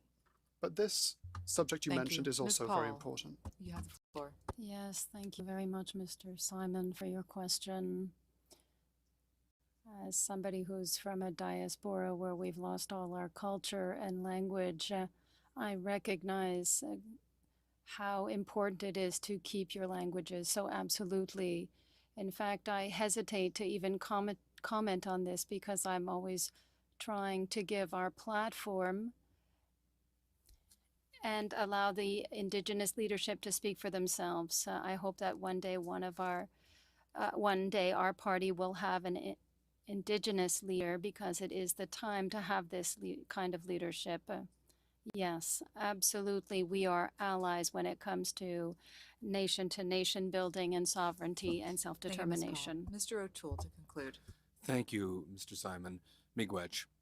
Reconciliation is a priority for all the leaders here tonight. My first question in the House of Commons as opposition leader was on reconciliation, and we need to act on the calls to action in the Truth and Reconciliation report, and I will act. When it comes to language, we need to deliver specific services in traditional Indigenous languages. And 2 weeks ago, we announced a historic investment in mental health for Indigenous people, for services in traditional languages. Will they become official languages in this country? Should they be recognized officially as official languages of Canada? We have yes two or no? national languages right now, but it's possible to have services in Indigenous languages. Thank you. Mr. Simon, thank you so much for having joined us tonight. You were courageous and eloquent. Thank you very much. Good night. Thank you, Mr. Simon. We're now going to have 2 5-minute blocks where I'm going to open up the microphone to everyone. I don't want to do too much back and forth, and I'd like to be as clear as possible for the viewers at home. So I'd like to ask you to speak about 2 important things. First of all, water on reserve, and secondly, the Wet'suwet'en crisis and treaty negotiations. The Wet'suwet'en crisis wasn't that long ago, although it might seem like it with the pandemic. Mr. Singh, we're starting with you. The Auditor General said again, a lot of money has been invested in this, but the boil water advisories still haven't been lifted. So what would you do to fix this problem on reserve? You said Mr. Singh, but you you're said looking Mr. at Singh, someone but else. you were looking at someone else. I'm wearing pink today to be very identifiable. Yes, sorry, I got mixed up there. I did mean you, Mr. Singh. Please go ahead. Thank you. I was just giving a little joke, but this is a very serious matter before us. I would like to clearly say this evening that in a rather rich country like Canada, it is completely unacceptable that we have Indigenous communities that don't have drinkable water. It's not a question of capacity. It's not a question of jurisdiction. It's a question of will. So when Mr. Trudeau started his actions at the beginning of the pandemic, he invested billions in banks, but he shattered his promise to deliver drinking water. So I'm not going to accept the fact that it was a lack of capacity. It's a crying shame. Mr. Trudeau, the Auditor General talked about an outdated funding formula, and this is a report that dates from just a few months ago. Well, it's been decades. We've had this challenge of drinking water on reserves, and that's why we promised to put an end to the problem. We eliminated 109 boil water advisories. There are still some left. We're working actively in each and every community. We have a plan. We have a representative who's doing the job. We will get there. Yes, the pandemic got in the way a bit, but it's not an excuse. We are going to complete that Very work. Well. Mr. O'Toole, it's, Yes, your Mr. turn. Trudeau has broken his promise when it comes to drinking water.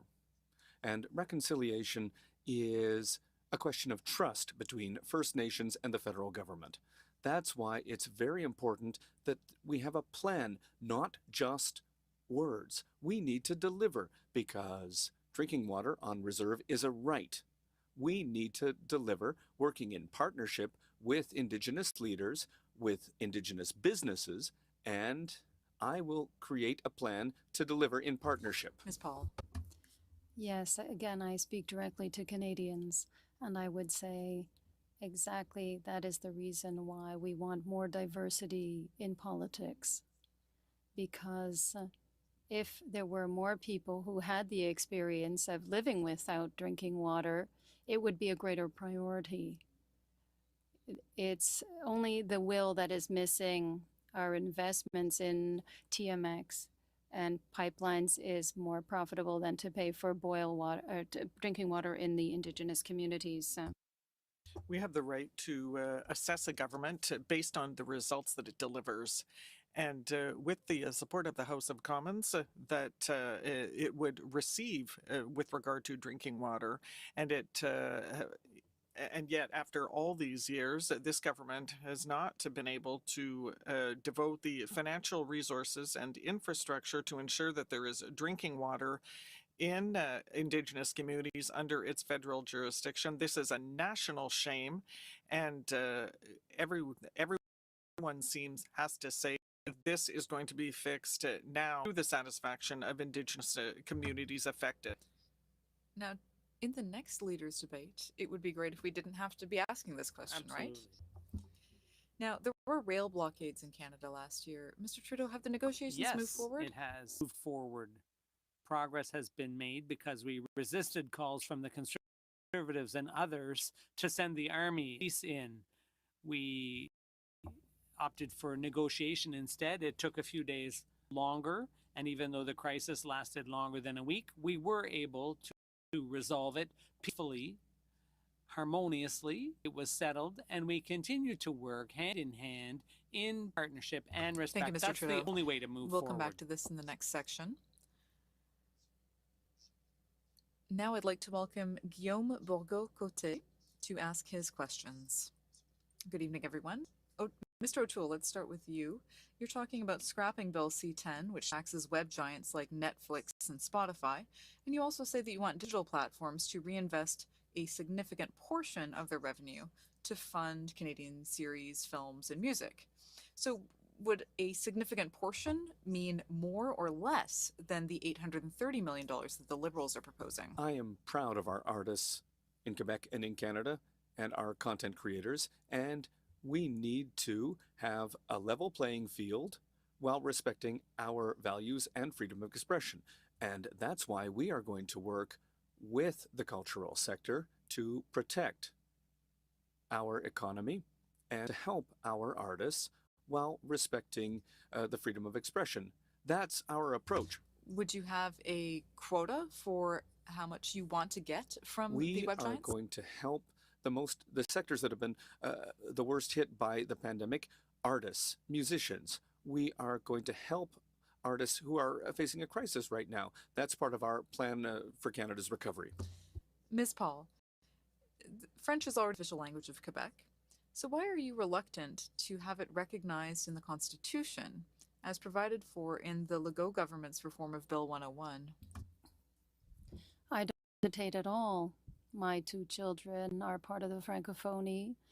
My mother made a huge effort to ensure that I was bilingual. I spent an hour and a half each way going to school. It is very important to protect French and to strengthen French. Unfortunately, it's becoming almost impossible to get bilingual education in Canada. But I'm talking about recognizing French as the official language of Quebec in the Constitution. I didn't say that at all. If you're talking about the Bill 96, what I'm saying is that there are constitutional issues that are raised. We have to look at them, that's all. But you don't have any problem with the substance? Not at all.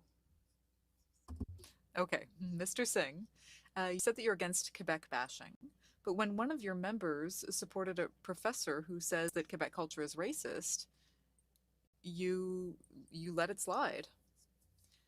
So what would you say to Quebecers who have the impression that on this issue, you're saying one thing and doing the opposite? Quite the contrary. I've always said that I'm against Quebec bashing. All of our MPs are against Quebec bashing. And we've said that this kind of systemic discrimination has no place in our society. We are against this. We will always be an ally for Quebec. We will defend the French language. We will defend Quebec's interests. That is something that is close to me because the late Jack Layton started with the Sherbrooke Declaration, and we will continue with that momentum. Quebec has the right, has many rights. We will continue to support them. But why did you not call out your member? I had words with that MP. He recognized his mistake, and we will continue to say that we are a party that is an ally to Quebec. Thank you. Mr. Blanchet, the Court Challenges program helps defend the rights of minorities, as we saw with francophones at the Montfort Hospital, for example. Now, you're asking the next government to interfere in the management of this independent program, to say, don't touch Quebec's secularism bill. So do you agree with political intervention like this only when it suits you?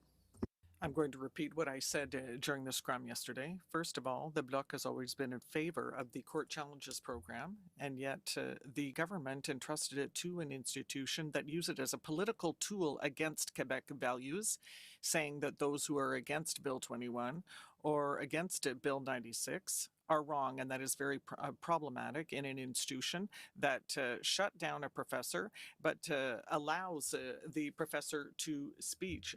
And I'm saying either the minister has to assume this program or the minister has to change things, but it should not be entrusted to an institution that is systematically going to attack Quebec.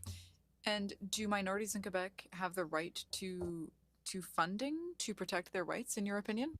There's quite a difference between saying we're going to give $250,000 to the English Montreal School Board to challenge a law of Quebec, whereas this is under Quebec jurisdiction.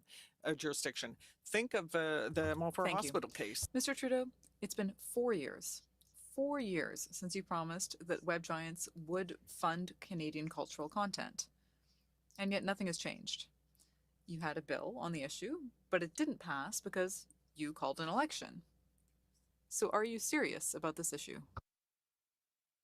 I think that artists in Quebec and all across the country know how much we've been there for them during the pandemic, but even before. We reversed the terrible trend under the conservative backing artists. We were there for CBC, for our artists. We've continued to ensure that giants of the web like Netflix are investing in Quebec. And with the international community, we've gotten together to try to make sure that all companies pay their fair share of taxes. We have Bill C-10, which we put forward, and it was slowed down largely because of the Conservatives, and the other parties were not always ready to support that. But we were there for artists, and we will still be there. Thank you. Thank you, Guillaume. Now, we'll answer the following question. There was an article in Radio-Canada that really shocked a lot of people recently. Now, in the name of reconciliation, a school board in Ontario burned books. I'd like to go through here one by one, starting with Mr. Blanchet. Do leaders need to have a clear position on this type of action? Of course. And I'm fairly satisfied, though, because what I said yesterday with regard to Montreal that said that I should recognize the Quebec Nation or the Providence School Board and saying that it's not a good idea to burn books. And I'm happy to see that everyone agrees. I think that we have to have the courage to affront something that in the past in global literature says might not be politically correct today. And we still need to teach young people and to prepare them for the future. Mr. Trudeau, was it not your job as leader to clearly denounce this yesterday morning? Because you can't do anything in the name of reconciliation. Absolutely. And I did clearly state that burning books was unacceptable. At the same time, we're not going to tell Indigenous peoples how they should feel. There's a balance to be struck, and that's very important. Mr. O'Toole. Burning books is always unacceptable in a society like ours. And we need to focus on reconciliation without attacks, without taking steps like that. Ms. Paul, what do you think about this?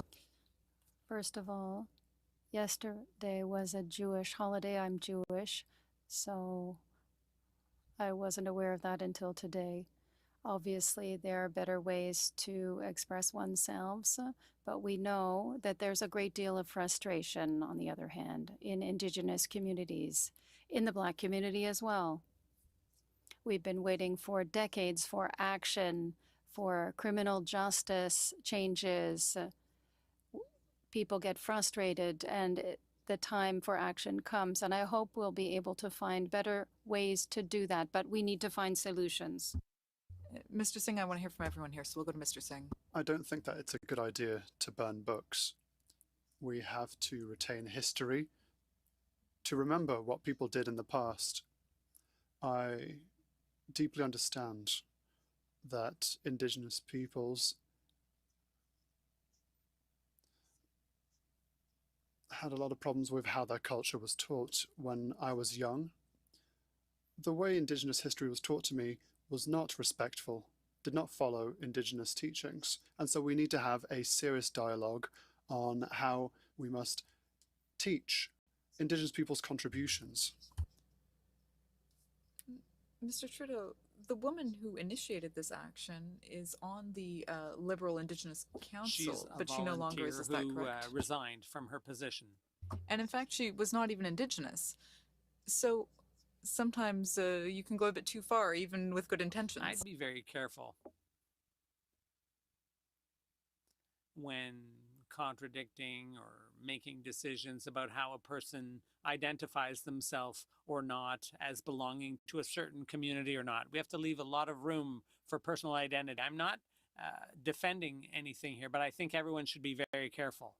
Just to conclude. Be careful, he says.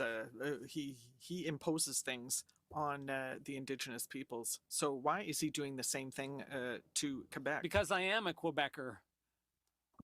That still doesn't give you the right to impose things. You keep forgetting, I'm a Quebecer. I'm a proud Quebecer. I've always been a Quebecer. I will always be a Quebecer. And I will always have a say in what happens in Quebec. You do not have a monopoly over Quebec. Many of us represent Quebec of Commons. And I'd like to say to you this, Mr. Blanchet. When you say, Mr. Blanchet, that you don't want any interference from the federal government in Quebec, and I'm then the only leader who can replace Mr. take, Trudeau. The Quebec government's record as if it's your own. It's a contradiction. You have no right to consider me not a Quebec Quebecer. democracy is heard in the National Assembly of And Quebec. in the government of Canada. Yes, Mr. It doesn't Blanchet. always go. It should not go against the National And Assembly's Mr. will. Blanchet, Mr. O'Toole, I am please the quickly, only you have 20 leader seconds. who can replace Mr. Trudeau, and we have a plan, and we need to listen to Quebecers. We need to act for Quebecers. A plan and a contract. Well, it's normal for debates to pick up some speed like this. Let's move on to the next theme. Justice and Foreign Affairs. Naomi has a question from the public. Yes. The evacuation operation in Afghanistan has ended in chaos. There are 1,250 Canadian nationals and their family members who remain trapped there. To this number must be added almost 10,000 Afghans who collaborated with Canadian forces and who now fear for their lives with the Taliban in power. Catherine Rusk is the sister of Captain Nicolas Godard, who was killed in action in Kandahar in 2006. She joins us from Vancouver. Good evening, Ms. Rusk. Good evening. You founded an organization to help Afghan civilians who supported Canadian forces. You are trying to bring in the interpreter who worked for your sister. You have a question for the leaders this evening. We're listening.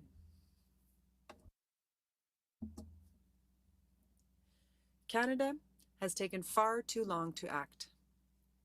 For my sister, the most important thing was her responsibility towards her team. For her, interpreters were part of the team. She would never have wanted them to be abandoned. What will you do to evacuate the Canadians and Afghan interpreters who were left behind? Thank you very much for that question, Ms. Rusk. Thank Paul, you. Response. And I say sincerely that I never would have called an election when we had Canadian and people who supported during our mission in Afghanistan. I had already asked all the leaders of the party to part. You are quite right. Canada must respect our promises, the promises made. We must do that. Otherwise, we won't be allies, we won't have international partners. It is now the time to focus on the evacuation of our citizens and those who helped us. Thank you very much. Mr. Singh? Ms. Rusk, and thank you for your family's service. What has happened is simply the fact that our allies jeopardized their very lives to help our Canadian forces were simply left behind. It's completely unacceptable. We saw videos of what's happening. This is a human rights tragedy. People are being threatened. Some of them may lose their lives, and so I agree with Ms. Paul. We should never have triggered an election, and now we have to do everything we can to save the lives of our allies. Thank you. Mr. O'Toole? Thank you for the question, Ms. Rusk. The situation in Afghanistan is very sad for women and girls there, but also for our military families and our veterans. And unfortunately, Mr. Trudeau has abandoned our interpreters and our workers on the ground there. And unfortunately, months ago, our veterans asked for an action plan on Afghanistan, but Mr. Trudeau called an election. He ignored the problem, and as usual, he did nothing. As a veteran, I will act in our interests here and around the world. Thank you. Mr. Trudeau? Ms. Rusk, I understand your pain and frustration. Canadians made a lot of sacrifices to improve the lot of women and girls and the Afghan people, and your family sacrificed more than any family should ever have to. So I understand your pain and the desire of all Canadians to continue helping Afghanistan out, and that's what we'll do. We did act quickly. We had an evacuation plan. We evacuated 3,700 people, a lot more than our European allies did, and we will continue to be there to help Canadians who remain behind, to help them get out, and thousands of other people that we will bring to Canada. Mr. Blanchet? What should we do, Ms. Rusk? First, we have to recognize that Canada is not an international power. And that's a problem because it means that Canada cannot act except by working with allies, and Canadian credibility in the past years has deteriorated, especially with the United States. And Saudi Arabia is a pitiful example of this behavior. There are 90 countries who would say that they would not recognize the Taliban regime and that are ready to exert pressure, but we need concerted pressure to means that the Taliban monopoly over the interpreters should Thank you, Mr. Blanchet. Thank you very much, Ms. Rusk, for having given us this message this evening. Have a good evening. Thank you, Ms. Rusk. Thank you so much. I now call upon Marie Vastel, who has questions for the leaders. Good evening. Mr. Blanchet, I'll begin with you. When it comes to immigration, we want to prioritize welcoming French-speaking refugees in Quebec, but we know that the majority of refugees abroad do not speak French. What would you do about them? I would like to say something. I want to Canada stop pissing Francophone students, foreign students who come here. Those who come from Africa, 90% of them are being turned down, and yet they're Francophones and they want to come to Quebec. So it's a type of discrimination against them that really harms the French language with regard to welcoming refugees and immigrants. As I have said many times, I am extremely open to that. No, but your platform talks about welcoming French-speaking refugees. Does that mean that Quebec would welcome less than its share of refugees? It means that we do everything that we can to accept as many as possible. It doesn't mean we're not assuming our responsibility, and we're coming back to the same issue. What can we use as resources to teach French to those people who come to live in Quebec? Thank you. Mr. Singh, good evening. You want to become Prime Minister of a G7 country, but your election platform barely contains a few general ideas on foreign policy. What, in your opinion, should be the first act of the next government? First Foreign Policy Act? If we're talking about what we can do globally, Mr. Trudeau said that Canada is still on its way up, but our investments in economic development are incredibly low. It's not at a level that a G7 country should have. We also have to come back as a country of diplomacy that respects peace, that respects human rights through tangible measures. And very quickly on China, for example, you talk about standing up to China. And how is that? What's the difference for you? The big difference is that we had a vote to recognize the Uyghur genocide. Mr. Trudeau was not in the House of Commons. None of his ministers, none of his cabinet were there, which is a lack of leadership. You were not even consulted by the American president when the U.S. decided to keep the border closed to Canadians. How can you defend the country's interests if you cannot even speak directly to Joe Biden when it counts? On the contrary, Marie, I have frequently spoken with President Biden about the borders in order to coordinate as much as possible. But it's not for the U.S. to tell us how to manage our border, nor is it the other way around to us to tell them how to manage the border. But throughout the pandemic, Canadians were free to fly to the U.S., whether they were vaccinated or not. And we put measures in place requiring quarantine when the Americans didn't. With respect to your relationship with Mr. Biden, there were only 3 falls. Has President Biden forgotten about you? Not at all.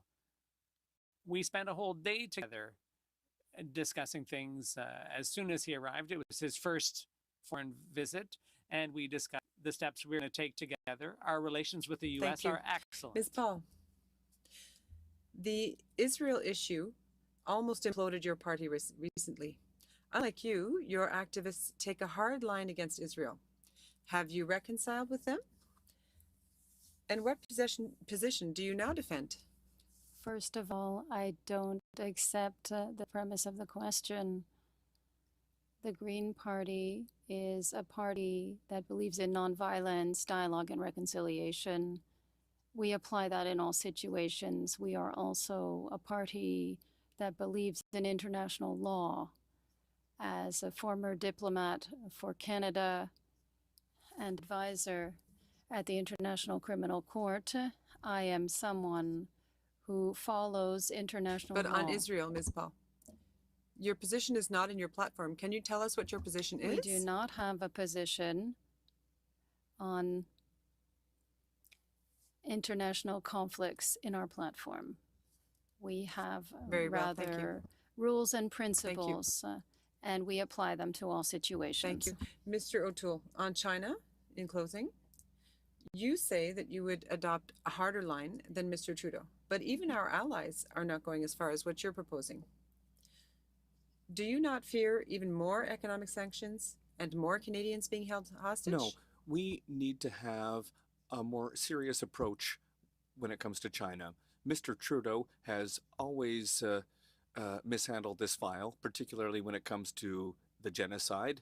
He wasn't there for the vote on the genocide in China.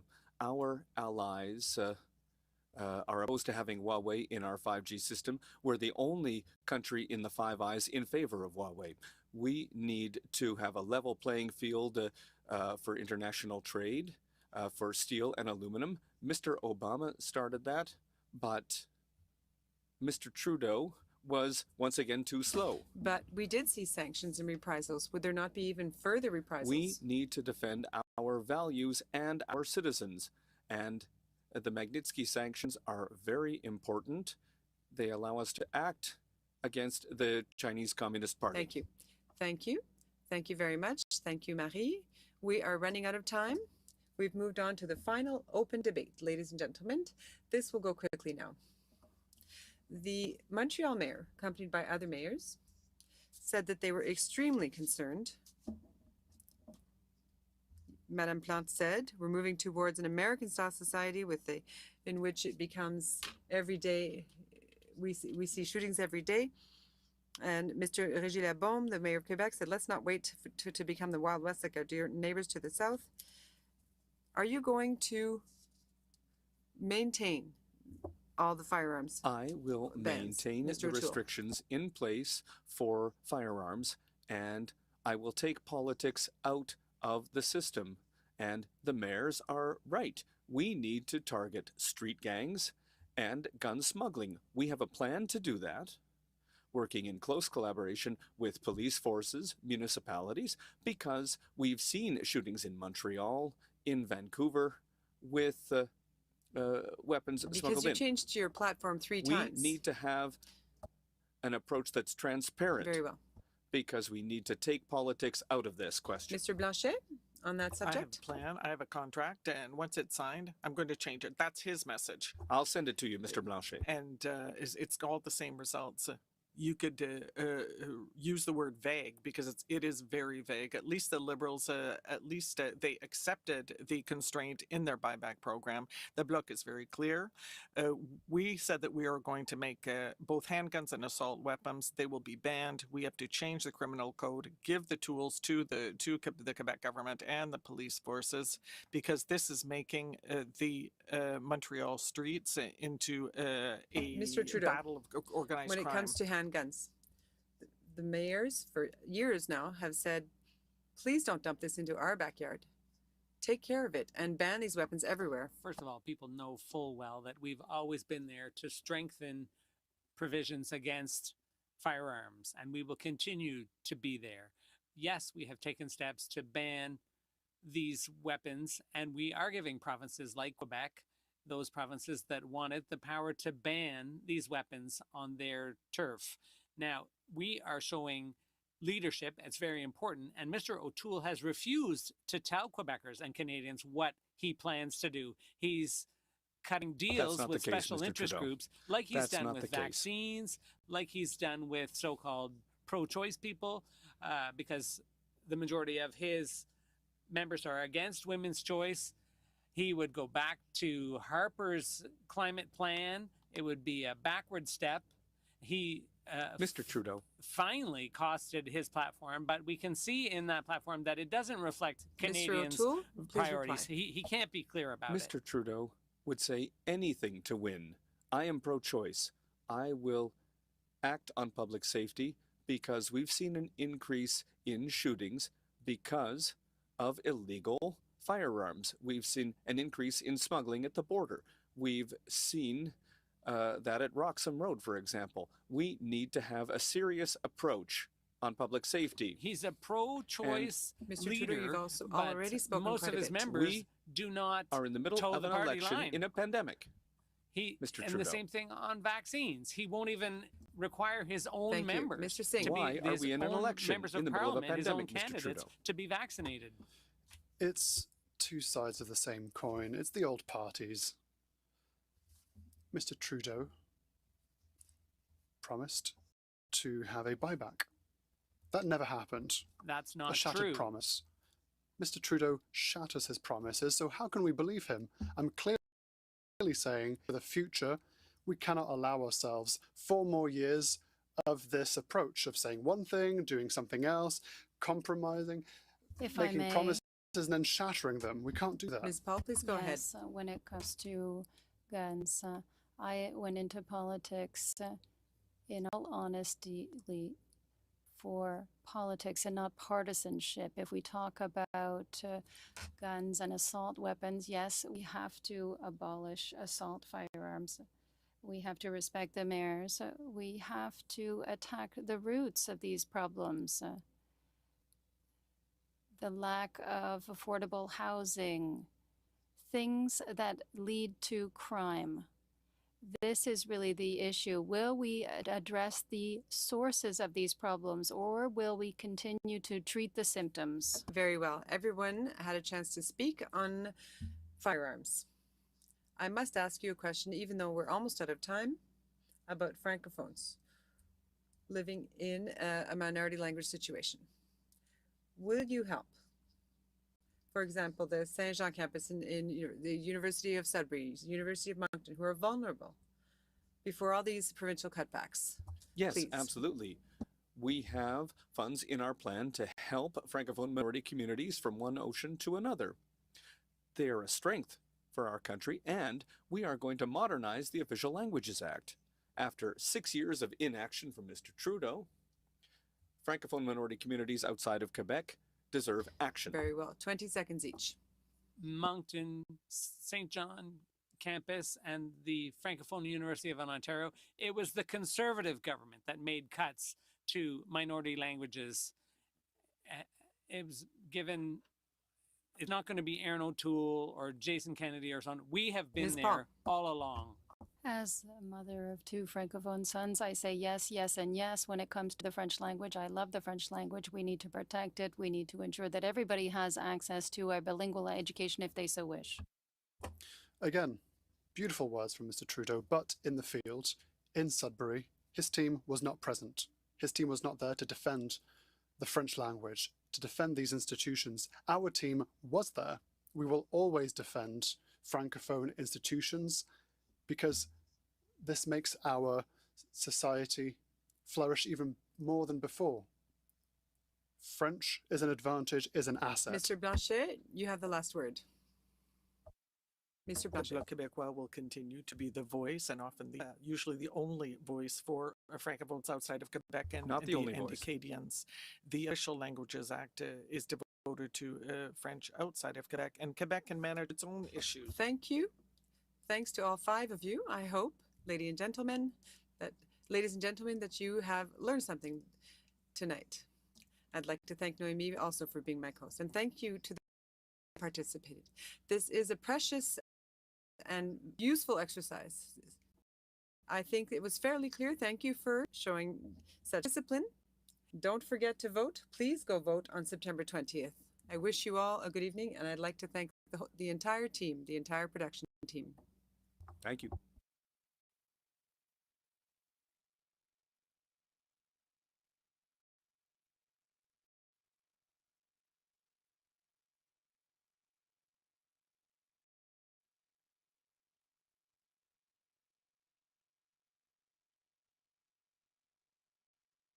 See, let me just remute it. There we go.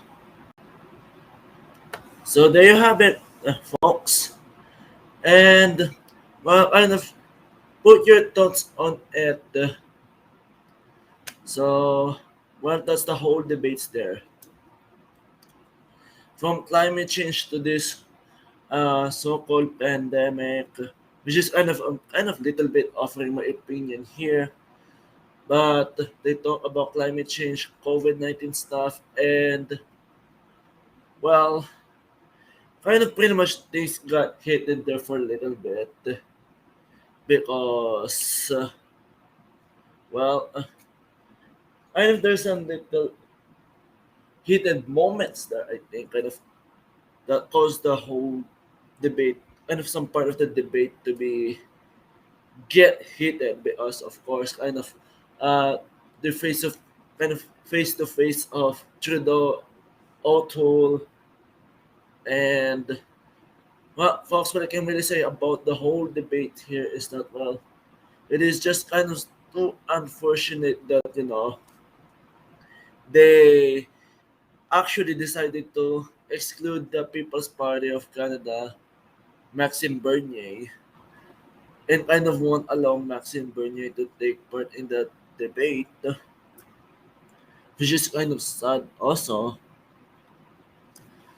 And while they say kind of reconciliation and well, what I can really say here, folks, is that kind of too bad that I wasn't able to apply on the accreditation here once again. And oh yes, anyway, so yeah, so kind of tell me what's your thoughts about the debate there. And I just think here that the leaders there are kind of getting heated when being put about the Afghanistan there, the Taliban, and I can see from the perspective here is that Trudeau is actually on total defense mode today on the debate, and kind of especially the moment of when the topic of the Taliban and the Afghanistan was being brought up there, and well, I can just see it here that from right now, from today, of course, up until today. Well, it's just too bad that you know the Taliban is kind of full force with the regime, and quite frankly, it is just a type of disaster way of Trudeau handling the issue of Afghanistan in the Taliban. But some things that I like about the debate here is that well, I like how that Jamit Singh and other leaders grilled Trudeau on the issue of the Afghanistan. And well, of course, Bloc Québécois is just went on with their so-called kind of climate change plan here. And you know what, folks, but I can really kind of say it here is that well, Trudeau found himself in kind of very uncomfortable way during the debate when he was being consistent on being grilled by other leaders. But of course, the matter of fact here, folks, is that well, some news that came out today during the while the debate is going on here. Well, there was anti-Trudeau protesters in the Gatineau Hall, like in Gatineau, the Canadian Museum Hall, and of course, kind of when being asked, Trudeau was being asked about what his plan about the Taliban and the Afghanistan, and also he was being asked what his plan on kind of bringing the Canadians home that been trapped and remain behind in Afghanistan. And what can we say about that is that well, kind of sort of put Trudeau in a really hot spot here. And well, I'm just saying it here also. Well, pretty much of things here is that well, even though that they excluded Maxime Bernier, but you know it is still a type of debate here. So also pretty much of things here is that I'm pretty much sure you guys heard that Trudeau saying that if he gets re-elected, like if he kind of wins the election again, he's kind of by 2035 he's actually planning to bring electric cars, and kind of the findings here, folks, is that well, electric cars kind of put more pollutions than the original kind of the ordinary gas car. And Well, pretty much of things here, folks, is that, well, if we're just gonna go here on Twitter, hold on. So let me just type it here while I'm gonna be trying to bring it to you. What they went on at Ottawa, Gatineau, at the museum, uh, Canadian Museum. Hold on. So here's some Twitter page here from Mocha. Hold on. Let's see if I can have it here. So here we go. This is from Lincoln J. Canadian election here in Gatineau for the French federal leaders debate where the five leading party members will soon face off on the debate stage. And there's some little videos there.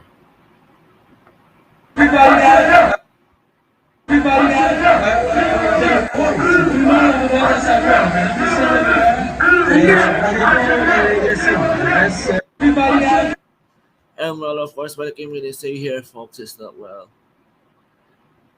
most of apparently here is that, well, there's a anti-Trudeau protest, and there's, you can see it there from the video itself, is that, well, the protesters there, the anti-Trudeau protesters, are actually there, and they're having their protest there with the People's Party members are also there.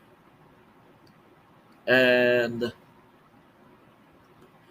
well, pretty much of things here, folks, is that what I can really say about it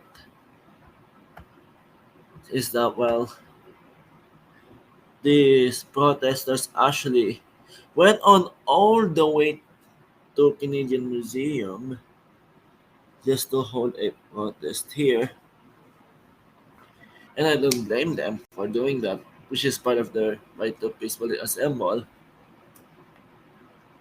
And well, but let's go back into the debates here because, well, I know we got a lot of stuff been going on here. But anyways, here we go.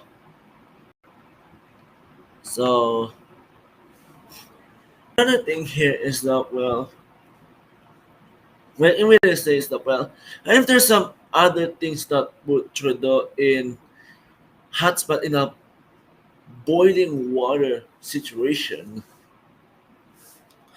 because he was being constantly pressed on about his stance on the vaccine passport here, and he even said before that there's gonna be a consequences for people who chooses not to get vaccinated, which is I totally find that so ridiculous.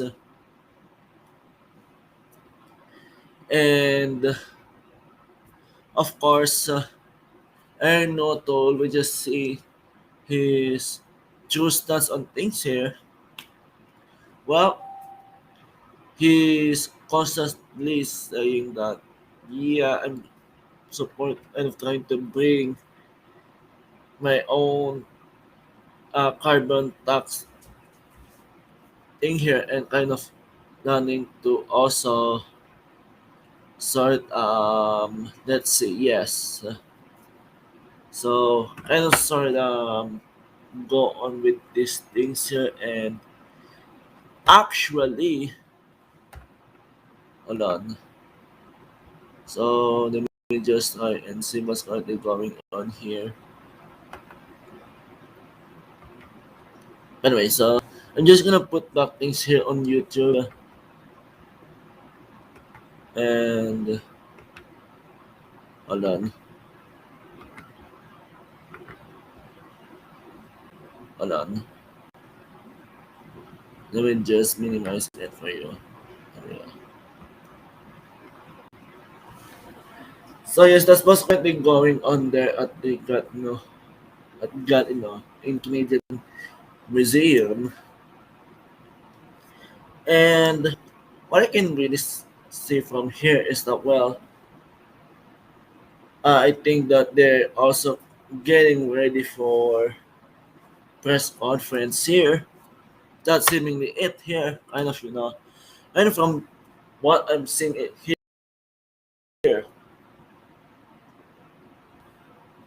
Excuse me. Sorry about that. But anyways, so yeah, I think I'm kind of interested on what's gonna be happening next now that the debate is over. And well, I kind of hearing things here. Kind of I heard Trudeau saying today that at the debate, yeah, I'm kind of providing protection for CBC. I think yeah, and well, just kind of literally here is that I just sort of can imagine what gonna be happening tomorrow in the English debate, and well, pretty much of things here, folks. What I can really say is that, well, it's only gonna be up on things here as well. I'm not pretty much sure if things will gonna be working well here with Trudeau or not. Because what I can see it there that the election day is kind of so close, just few weeks away. Maybe 2 weeks away, yeah. Or maybe three. And well, it is tightening in here. Hold on. The $6 billion to Hold Tibet. on. So my question There is we go, there we simple. go. You say that you want to work together with Mr. Legault, but how much will be on the table for Quebec? We are going to coordinate with Premier Legault. And in our budget, This is the press we conference. have a detailed costed plan for this because we need to work together on daycares.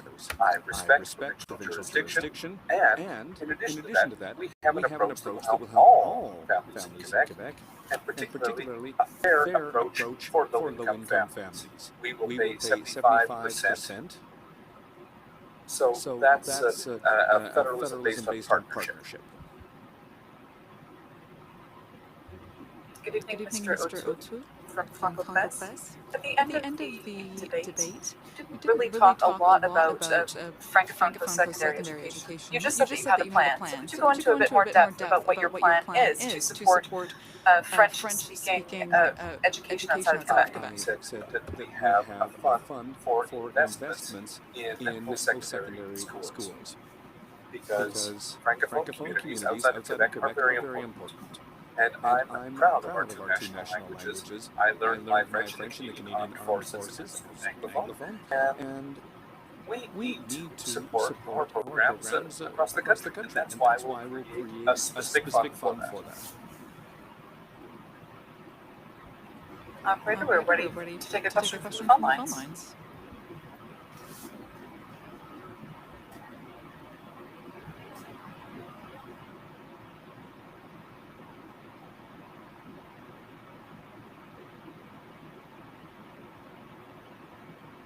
Okay, I don't think there are any questions on the line, so we'll come back to the room and we'll check in with the phone line a bit later.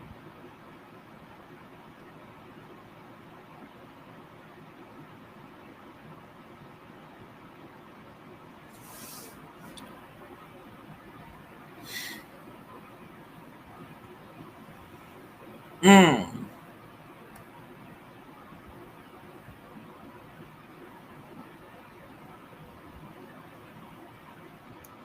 I'm not sure what's currently happening here with audio. Hold on. Kind of this is getting weird here.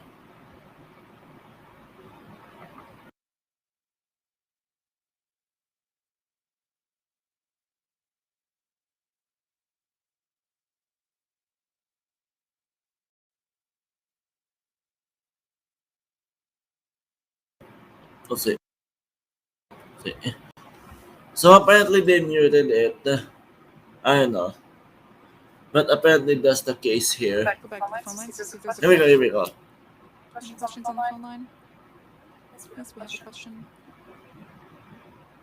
From Rebel News. Here we go, Rebel News. Alexa Levois. Let's see what she has to say. Let's see what her question will be.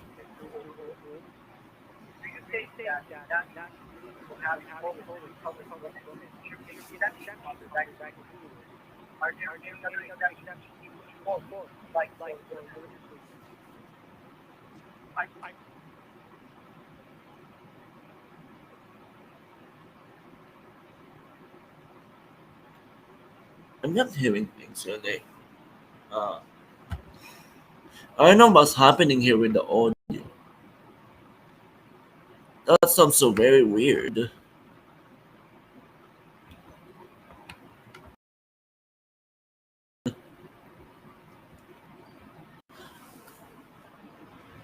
Looks like we're kind of having some difficulties here again. Not so sure, but seemingly that's the case. But kind of the question here is getting interesting here. If Alexa Levois from Rebel News.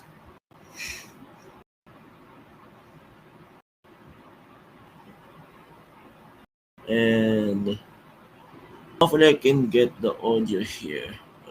But anyways, I'm just gonna go and with here first. But in credit, I'm seeing it there that currently Ernoto is having his press conference here. To make sure they have more competition, Hold on. choice, lower prices, and have highest connectivity to internet faster than Mr. Trudeau. That will be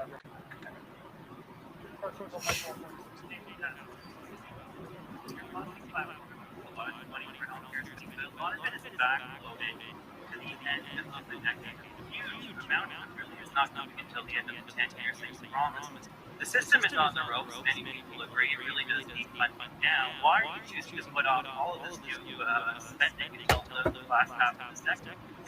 Well, the spending is very strategic. We're giving provinces a stable and predictable line of funding, and we're increasing by 6% per year. So as you get several years, that amount starts to go up quite quickly after a few years. In addition to this, we're going to have investments in mental health and wellness, in addiction, because I agree we have to support our public system, our frontline nurses and physicians. Unlike Mr. Trudeau, he does not hire those people. Our provinces do. They need several years to plan for new doctors, new nurses, new PSWs. So we're going to have a stable, predictable, and record level of increase to health spending that will get our system back on its feet after COVID. Now a question from the phone line. Operator? Thank you. The next question is from Pascal Gasquet. You have the floor. Thank you, Mr. O'Toole. It seemed to me that you weren't taking many risks during the debate and you just kept talking about your plan. So, Mr. O'Toole, are you really deserving of the position of Prime Minister? I wasn't able to hear it. I'm sorry, clearly. I couldn't hear the question very clearly. Mr. Trudeau said that you lack leadership. Do you think that you really have the profile of a Prime Minister? I'm very experienced as a leader. It's very important. Well, I'm very experienced as a leader. I served 12 years in the Canadian Armed Forces. I spent a decade in the private sector as a lawyer. I was a minister. The Minister for Veterans Affairs. I am ready for the challenges that face us. I was the Minister of Veterans Affairs. And I'm more ready than Mr. Trudeau. And we have a plan. We do have a plan Canada's recovery to plan. help Canada recover. And Canadians deserve a leader who is ready with to a have that plan.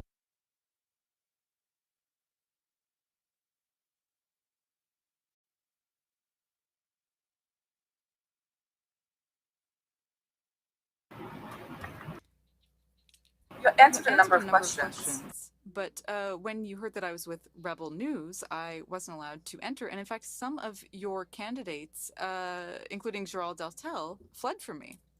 Is it not your job to speak to all Canadians and not only those who agree with you and people that you like? We have a plan to have a positive campaign. I expect that approach across the country, and that's why every day that I have a press conference after my announcement, that's why at the beginning of the campaign, we launched our platform, and we've just received the report from the Parliamentary Budget Officer. We have a transparent approach when it comes to our plan, and that's important for me as a leader, and it's important for me to answer questions like I'm doing tonight. CTV News.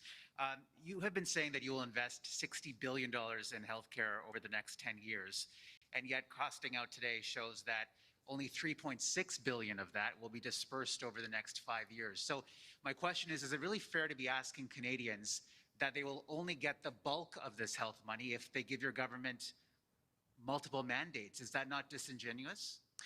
No, because what the premiers have been asking for is predictable, long-term, stable funding and without conditions. That's particularly important for many of the premiers, including Premier Legault. That's what we're offering here. 6% increases per year as a minimum. If we have better economic growth, which we're going to larger than that. So it does mean By the way, so that 6% what I can really say about compounding O'Toole effect. is that, In addition to he's that, actually as you know, flip-flop we're on making things here. investments, historic And investments. also, And actually, the most funniest services part for of the rise O'Toole of- is that, of, he addiction kind in of the pandemic. We're fleeing going to have as our third pillar national when leadership on mental health. So we'll be he's there being as a partner confronted with by predictable funding for the any provinces Rebel News and journalist. additional programs to help our country recover. So I don't know the whole reason why O'Toole is kind of so scared about these tough questions. So I don't really understand. Anyways, let's go back to it.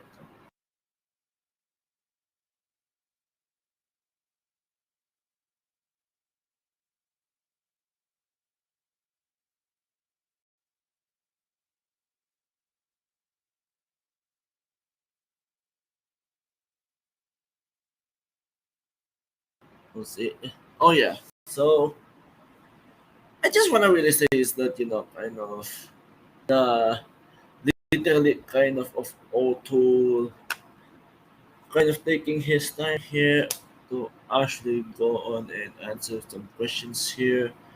And I don't kind of his what he said I don't think that just kind of really answers the questions here. But if I'm if there's another election and Revolution News website is officially published, but I'm gonna be going on for accreditation. Sorry about that. Sometimes I get tongue-tied here, but forgive me for it. But yeah, but kind of the things here that I don't really understand is that why kind of O'Toole running away from any independent journalist.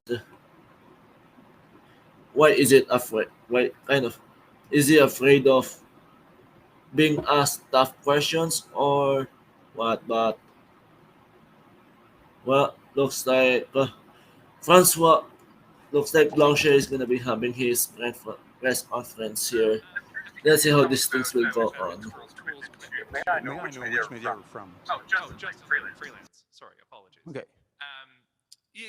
You've been critical of Mr. O'Toole's commitment to childcare.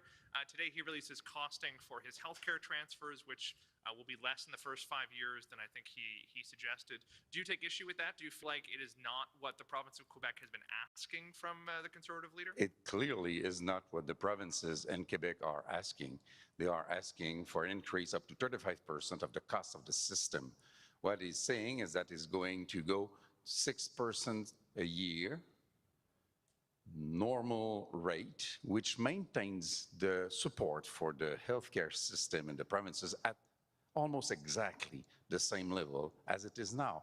There's a hole of 28 billions of dollars in his proposal, so it's not something to be accepted. And I can't wait to know what will be the answer of the government about the daycare system and the disparition all of a sudden of $6 billion for Quebec.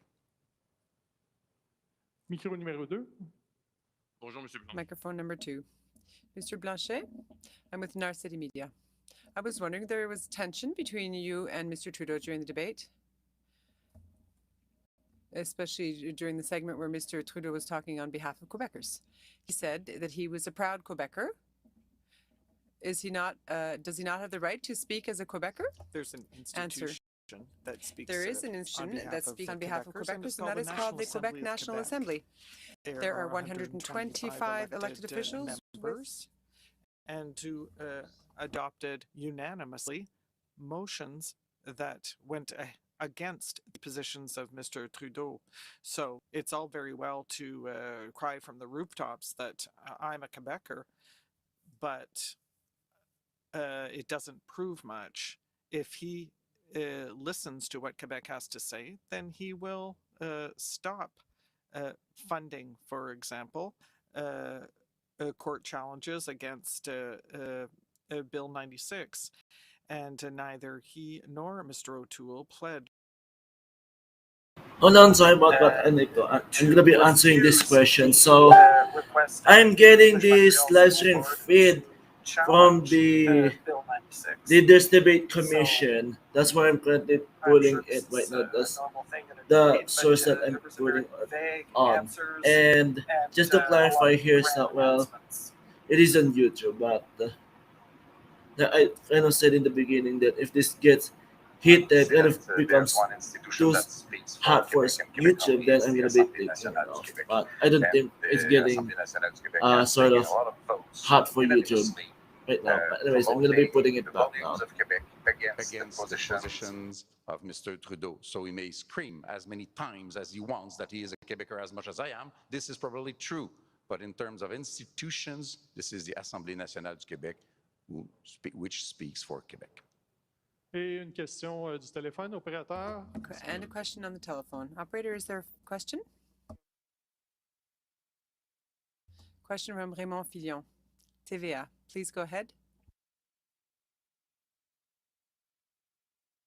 Mr. Blanchet, I'd like to hear your perspective on the Conservatives' plan for daycare spaces. They're going to take away the money that the Liberals are promising, but then they say they have $9 billion to conclude agreements. First of all, what do you think of that? Anything that Mr. Trudeau and Mr. O'Toole says about cooperating later, I just don't agree with that. I want them to step up now, especially since Mr. Trudeau called an election, but couldn't be bothered to table his platform right away. And Mr. O'Toole says that there's going to be $6 billion disappearing. There's not one penny for seniors, more than there is now. And there are not the healthcare transfers that are being called for by the provinces and Quebec. So it's rather odd to say that on his part that everything is going to be fine. He talks about contracts and plans and, a contract that no one has signed. So I don't know how he's going to get all this done. Catherine Lévesque, La Presse Canadienne. Good evening, Mr. Blanchet. I'd like to keep going along in the same vein about the exchange between you and Mr. Trudeau, who reiterated that he was a Quebecer. Are you trying to suggest that all Quebecers are a monolithic bloc who think the same thing? Quebecers vote, and Quebecers vote to elect the only parliament that speaks on behalf of Quebec, and that is the National Assembly of Quebec. There are Quebecers who have a number of positions that are very different from each other, and that is what democracy is about. But it doesn't allow someone who sits outside of the National Assembly to elected by people who are not all from Quebec. I mean, it's Canada, but he cannot say that he speaks on behalf of Quebec. And just as he can't say he speaks for Ontario or Alberta or elsewhere, the National Assembly of Quebec speaks on behalf of Quebec, only of Quebec. And in fact, that is the very core of my intervention. If it's good for Quebec, we'll be for it. And if it's bad for Quebec, we'll be against it. And we are going to try and improve things to ensure that what is adopted, what is passed, is good for Quebec.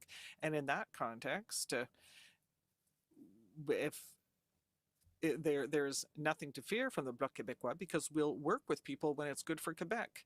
And do any of these parties deserve a majority? 2, please. Good evening, Mr. Blanchet. Mr. Peel. You opened the door to recognizing Indigenous languages as official languages. What would that look like if Canada had so many official languages? What is your position? Could you clarify that? I'm talking about the recognition of Indigenous peoples on the territory, and that's what I said, on the territory of what is currently called Canada. There are a number of nations. There is the Canadian nation, there is the Quebec nation, there are a number of Indigenous nations, and each Indigenous language deserves recognition. I don't think that the federal parliament should all of a sudden have interpretation for every single one of those languages. That's not what I'm saying, but that's one extreme. But we also need to acknowledge that Indigenous languages are dying out because they're not supported or recognized enough. And so I think that are measures to be taken, and these measures should not be condescending or paternalistic. They should not be imposed by the federal government. They need to come from the First Nations themselves, who will be able to make requests in terms of what they wish for their languages. And I think as a friend and as an ally in this nation-to-nation relationship, I think we'll be able to make progress. A question on telephone, please, operator. Are there questions? Next question is from Olivier Demers. Go ahead. Yes, good evening, Mr. Blanchet. You talked about francophones from elsewhere. There was a report from Immigration, Citizenship, and Refugees. The interpreter, this question is impossible to interpret. The quality of sound does not permit interpretation. I think there needs to be an expedition of the processing of these applications. When the government itself says we're sorry, we can't move forward, we're having backlogs, then obviously that's a problem, and we need to increase resources as well. I understand the legitimacy for Quebec or Canada of welcoming refugees, but we need more resources to make sure that processing immigration files is not bogged down in that context. And I think it is regrettable that Francophone students, for example, from Africa, are systematically, about 80% of them, are turned down. They cannot come and study in Quebec. We're missing out on this extraordinary potential. Young people who want to settle in Quebec, who want to receive their higher education in Quebec, and perhaps even they might wish to stay here, and that is exactly what we need. We have time for one quick question. Mr. Blanchet, do you prefer a liberal or a conservative government? I think I've already heard that question a number of times. Well, do I want sugar pie or apple pie? Well, as long as I eat dessert, but it's about the choice of Canadians. It's their choice. Quebec will work with whoever is in power. And simply, we have to be careful, obviously. We need this government to be a minority government, and everyone says so, because we need more Bloc Québécois members, because we work very well with any government. That was the last question. Thank you very much. Thank you, everyone.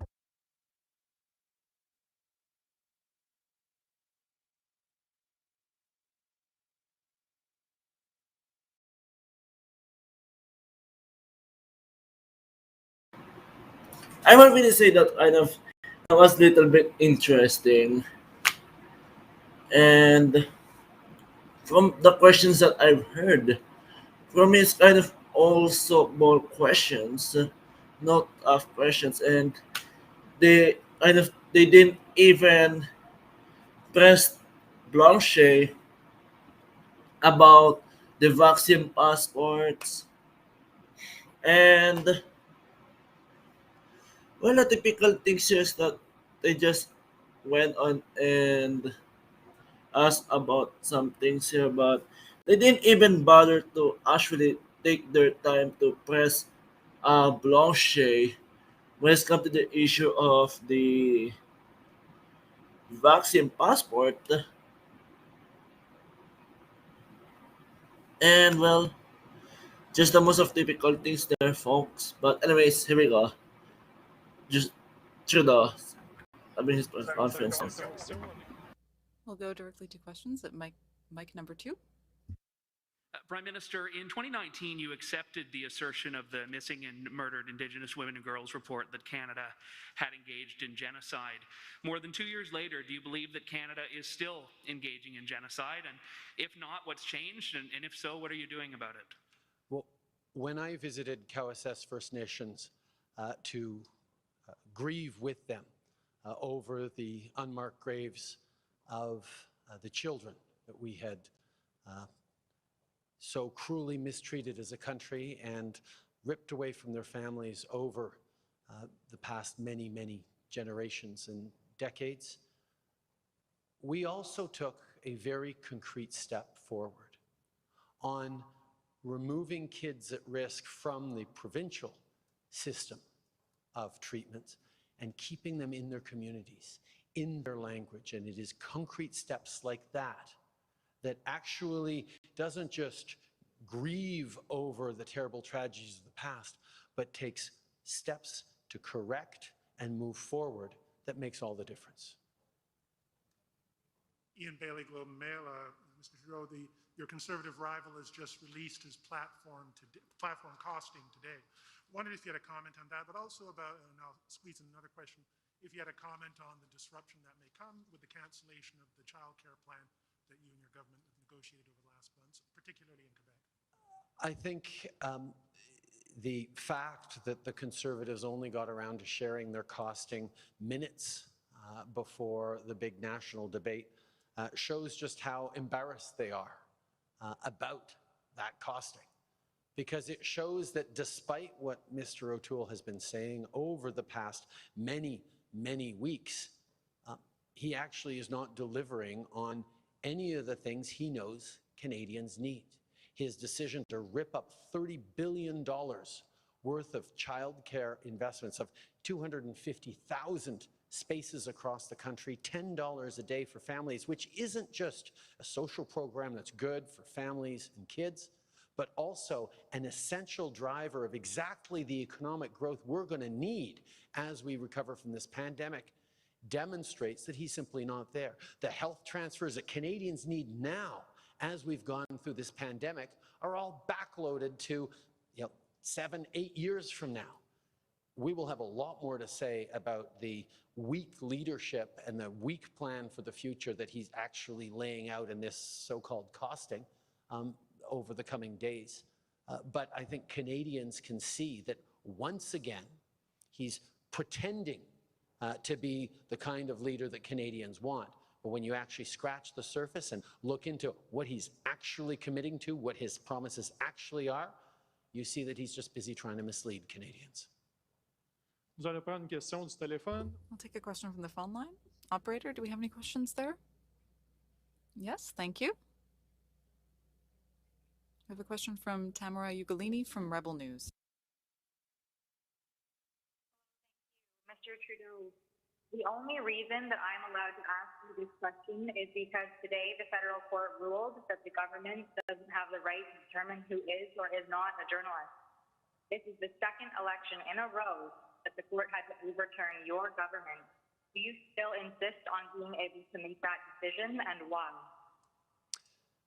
First of all, questions around accreditation were handled by the press gallery and the consortium of networks who have strong perspectives on quality journalism and the important information that is shared with Canadians.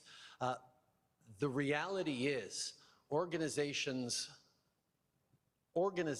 like yours that continue to spread misinformation and disinformation on the science around vaccines, around how we're going to actually get through this pandemic and be there for each other and keep our kids safe, is part of why we're seeing such unfortunate anger and lack of understanding of basic science. And quite frankly, I won't call it a media organization, your group of individuals need to take accountability for some of the polarization that we're seeing in this country. And I think Canadians are cluing into the fact that there is a really important decision we take about the kind of country we want to see. And I salute all extraordinary, hardworking journalists that put science and facts at the heart of what they do and ask me tough questions every day,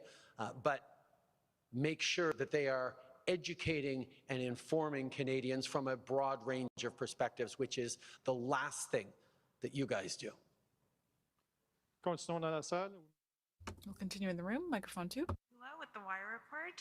CNOC, the association representing competitive internet service providers, said that the Liberals haven't met their commitment to telecom affordability, and there's currently a petition to reverse the CRTC's wholesale decision.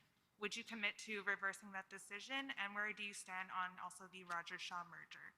The commitment we made a number of years ago to Canadians was that we would see wireless charges in this country, wireless bills for Canadians, decrease by 25%. There have been significant decreases of around that, but we're going to watch very, very closely to make sure that indeed wireless costs are being driven down for Canadians, because the alternative, and we've also been very clear on this with the wireless companies, the telcos, that if they are not bringing down those prices, we will bring in much more competition so that they drive down the prices for Canadians. So it's up to the telcos to either do this, or we will make sure they do this in the way they don't want, which is to bring in more competition. Micro 1, s'il vous plaît. Stephanie Taylor with the Canadian Press. You said during the debate the cap on emissions from oil production will be decided by experts, but you also implied emissions have already been capped or haven't been going up the past couple of years. Emissions from oil and gas production have gone up almost 10% since you took office. So what cap are you referring to? We have seen that emissions from the oil and gas sector over the past number of years have been around the 190 megaton mark every year for the past few years. With the end of the pandemic, with oil prices rising again, we've seen a certain amount of ambition by the oil and gas sector to start turning on the taps once again and go even faster. But we know that that is completely incompatible with reaching net zero in the coming decades, which is absolutely essential. So the fact that most of the large oil and gas companies have committed already to reaching net zero by 2050 gives us that ability and that understanding that we can therefore demand that they have real plans to reach that. And that starts with making sure that emissions from the oil and gas sector in this country no longer increase, and we will work with our net zero advisory panel to set clear benchmarks every 5 years for where and how they need to decrease in a manner consistent with attaining that net zero by 2050. We are the only party with a serious and ambitious plan to fight climate change. What we saw tonight highlighted the fact that there's a lot of lovely rhetoric out there, but woefully few details on how we're actually going to do the hard work. Because it is hard work, as everyone could see over the past few years, of actually getting to a place where we're going to reach 36% below our 2005 targets, which is more than the Harper targets. We will keep doing what is necessary to fight climate change with all our capacities, all our power, while creating opportunities for jobs in the green economy right across the country. Et une question du téléphone. Question from the phone line. Opérateur, est-ce qu'il y a une question? Operator? Oui, merci. Elle nous vient de Raymond Yes, Fillon, thank you. We have a TVA. question from Raymond Fillon from TVA. Thank you, Mr. Trudeau. You had a bit of an exchange with Mr. Blanchet over national identity. His point was that the National Assembly of Quebec is the only legislative body that really speaks for Quebec. And the federal parliament, and you in particular, often take positions that go against the National Assembly's decisions. So what do you have to say to that? There are 78 Quebec MPs elected to sit in the Parliament of Canada. Of those 78 MPs, 11 sit in cabinet for all of Canada. We remain proud Quebecers, and that insinuation, Mr. Blanchet's claim that if we don't believe in independence, we're not true Quebecers, if we spend all our time listening to absolutely everything, if we don't listen to everything the National Assembly says, we're not Quebecers, that's just irresponsible. The fact is, many of us are very proud Quebecers sitting in the House of Commons, and we will always defend our communities and their interests, and we will do our job. The idea that that means that we're not listening to the National Assembly is also false, because I've shown in recent months and years that we work very well and very closely with Premier Legault, and we've delivered on internet all across Canada, on the aerospace industry, on daycare. We have an asymmetrical agreement that we entered into with Quebec City, which will allow Mr. Legault to create 37,000 new daycare spaces. We are working in partnership to deliver the goods for Quebecers. That's what we've done from the very start. But I understand that Mr. Blanchet doesn't like to see things that way. He would prefer not to acknowledge how we've been there during the pandemic. Thank you. That was and the will last remain question. there to help Quebecers.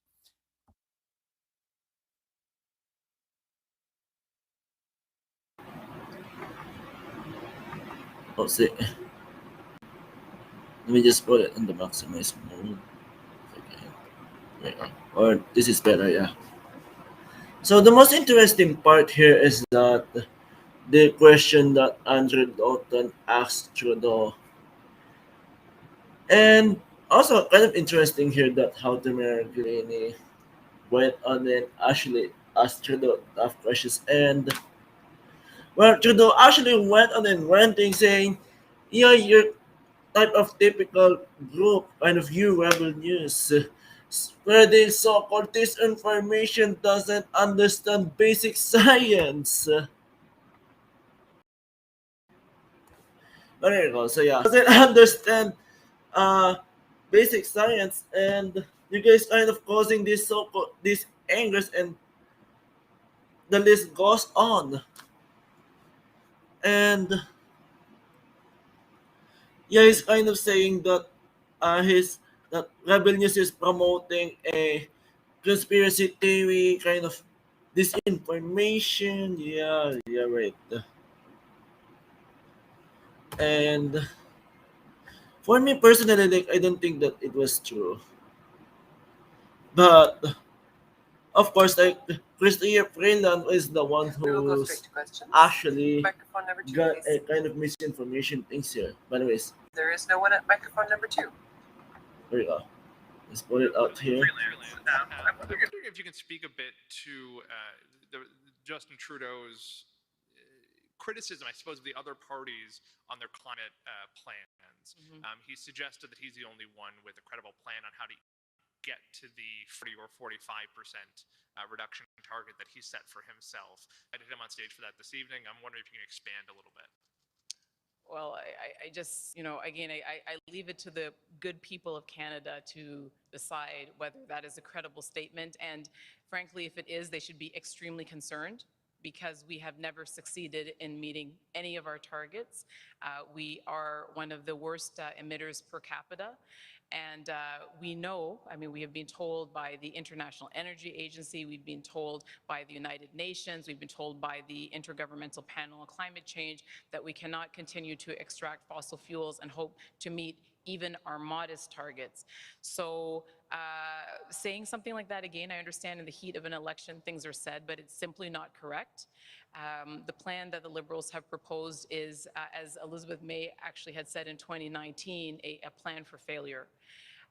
We are ready and willing to work across party lines on this issue because it's not partisan. And I think it's time for Mr. Trudeau to acknowledge that he just simply does not have the ideas and he does not have the plan. And certainly working with some more Green MPs gives us a much greater likelihood of success on the climate. Mic number 2, micro numéro 2, s'il vous plaît. Bonjour, Madame Paul. Good evening, Ms. Paul. I'm with Narcity Media. During the debate, was your first French language debate? No, actually. No. In the leadership debate, I've had many debates in French. But for the federal elections, it was your first French debate. It went well, but you a little bit perhaps, and maybe not as a coming forward as much as the other leaders. Is there a reason for that? It's just the idea of the debate is to give voters an opportunity, voters being Canadians, a time to evaluate their choice. I'm educated and I'm here to take part, but not to get into confrontation. So if I see things going a little bit south, I just step back a bit and I take my time, pick my moment. So it's good if you saw that. Thank you. Hello. How are you? If we're to believe the polls, it seems that your party's support has declined rather substantially from the 2019 election campaign, and some people who might have been vying for a seat last time really have no hope this time around. What are you going to do to turn it around? People are going to the polls on Friday. There's really not a lot of time to pick up your level of support among Canadians. How are you going to change that? Well, I persuaded some people tonight, and there's no question that what has gone on internally in our party and how it's been reported and how we weren't able to wrap that up before this election has harmed us. There's no question about it. What I'm trying to tell people is our values fundamentally remain the same, and particularly our candidates. Their commitment to their community, their commitment to green values, and certainly their commitment to real action on the climate and progressive policies remains the same. And so ultimately our system is based on voting for an MP to represent a community. If people focus on that, I think they're going to find a lot of great green MPs to choose from. Une question du téléphone, s'il vous plaît. A question over the phone, please, operator.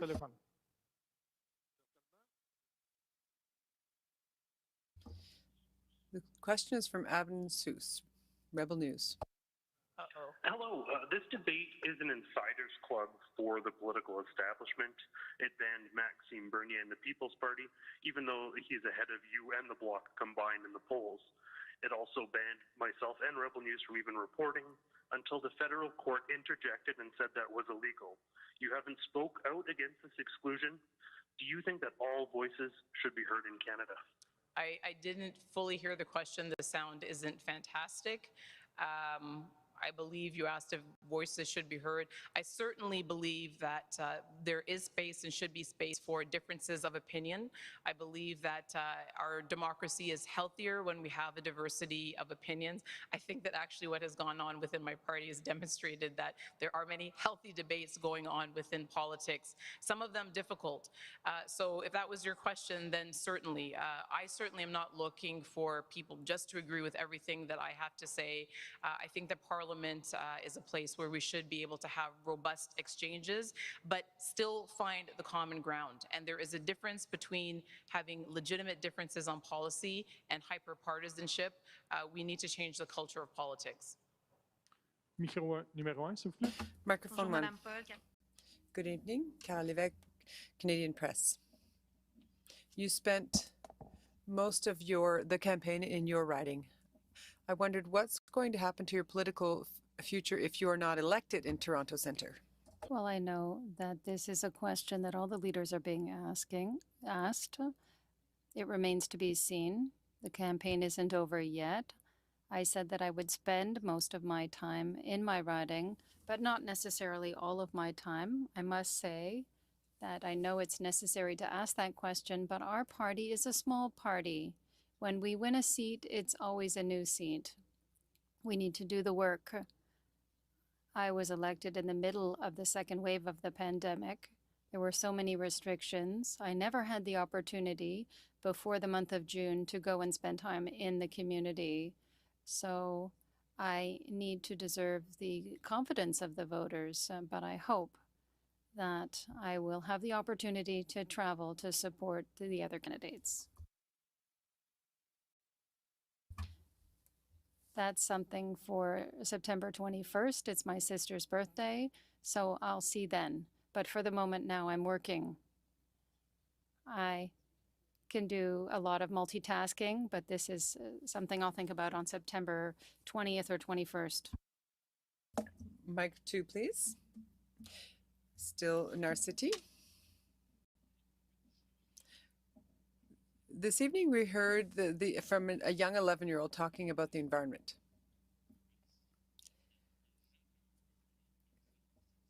What do you think Canadians think about the fact that such a young person has to think about the future already? My daughters are older, 17 and 21 years of age. But honestly, I would tell the people of Canada, I know that it's complicated. I know that it's very technical terminology when it comes to climate. But I think that everybody has an intuition that something's not working. Let me just kind of mute it for a little bit. So it is kind of so funny that she kind of somehow pretended that she did hear Adam's question, There's something that's not working. but We shouldn't let our I think that she kind of answered the question well here in my own perspective here, but that just kind of literally things here is that she's kind of somehow pretended that she didn't hear clear about Adam's question, but a voice to speak on climate, but we can't do it alone.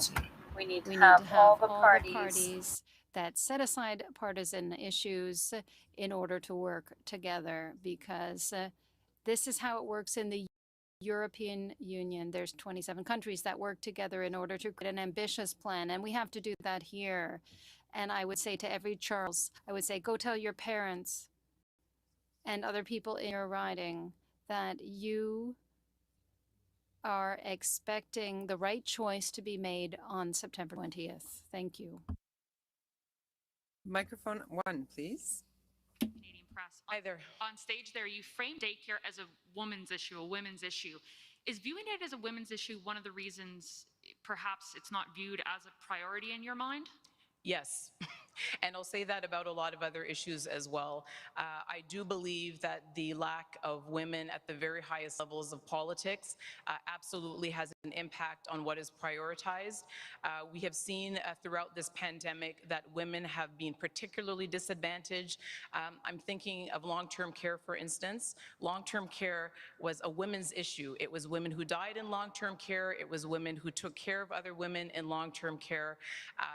Often when women are involved, their priorities are deprioritized. So when I talk about bringing more diversity to politics, this is exactly what I mean. It would change the things that we talk about. It would change the urgency with which we act. And I would say that I apply that to other issues where we still have a lack of representation of the people most impacted by a social issue. Merci, c'était la dernière question. Thank you. That was the last question. Thank you very much, and have a good evening, and see you tomorrow. This way or that way?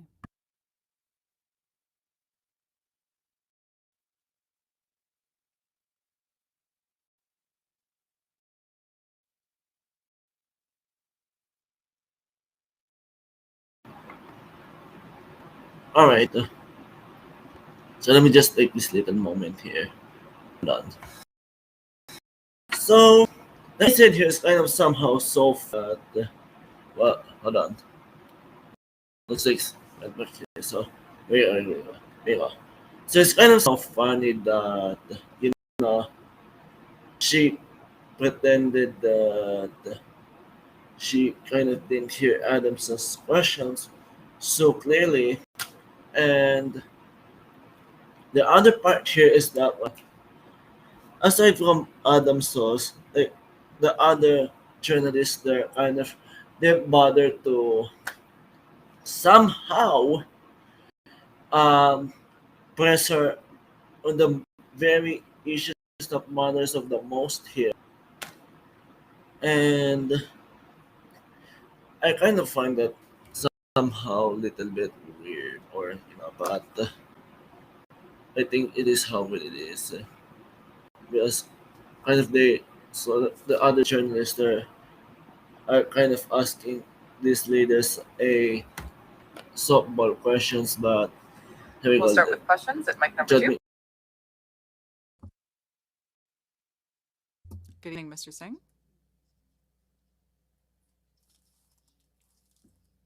Canada is taking action bilaterally and multilaterally on the international stage. And Canada is also very active in la francophonie. Do you feel comfortable in that type of a space? Would you be comfortable participating in the francophonie?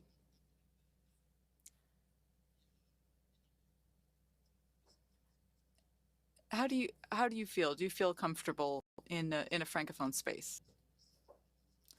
And la francophonie is largely made up of African countries, and Canada has a big role in terms of promoting democracy in those countries and also in foreign aid.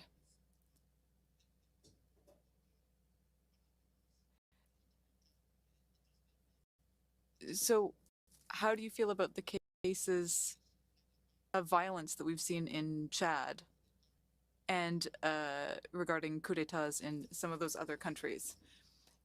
Are you ready to cooperate with Africa on democratic issues, and particularly with the Democratic Republic of Congo?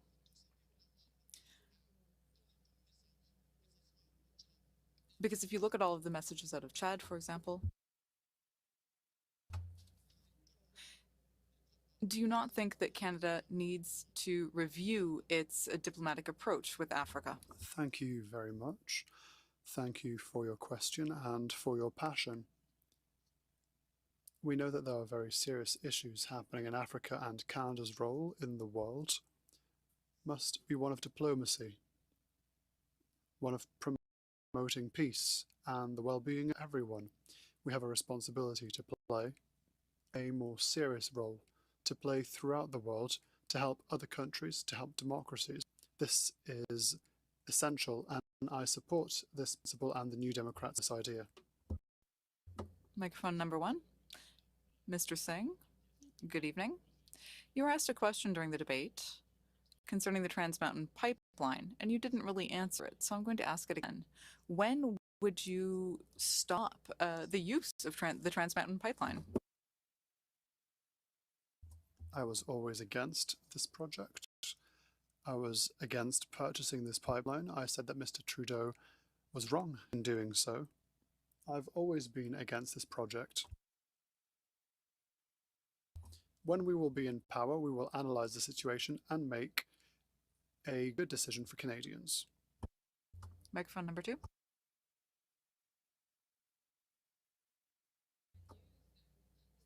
Alexandra from Rebel News. Historically, the NDP has opposed some of the pharmacy companies that have gotten rich, and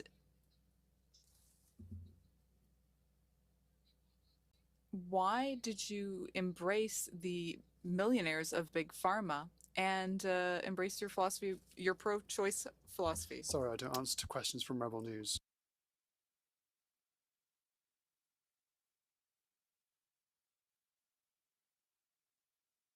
Thank you. Next question. Wow! Holy! Unbelievable. Question is from Rebel News. So job meeting said, yeah, he will not answer a question from revenues. Wow. Or my company. I'm here representing millions of Canadians who have real questions for you, like the one my colleague Alexa just asked. People who you would marginalize. Is your message to them that they are second-class citizens? Not at all, sorry. Micro numéro 1, s'il vous plaît. Interesting, Justin Ling, freelance. I'm wondering, one of the points of contention tonight was around Mr. Trudeau's CO2 emission reduction.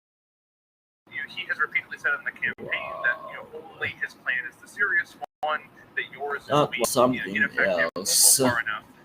I'm wondering if you expand a bit. I mean, your platform. So Jamit saying, yeah, he's kind of afraid to answer any questions from any independent media.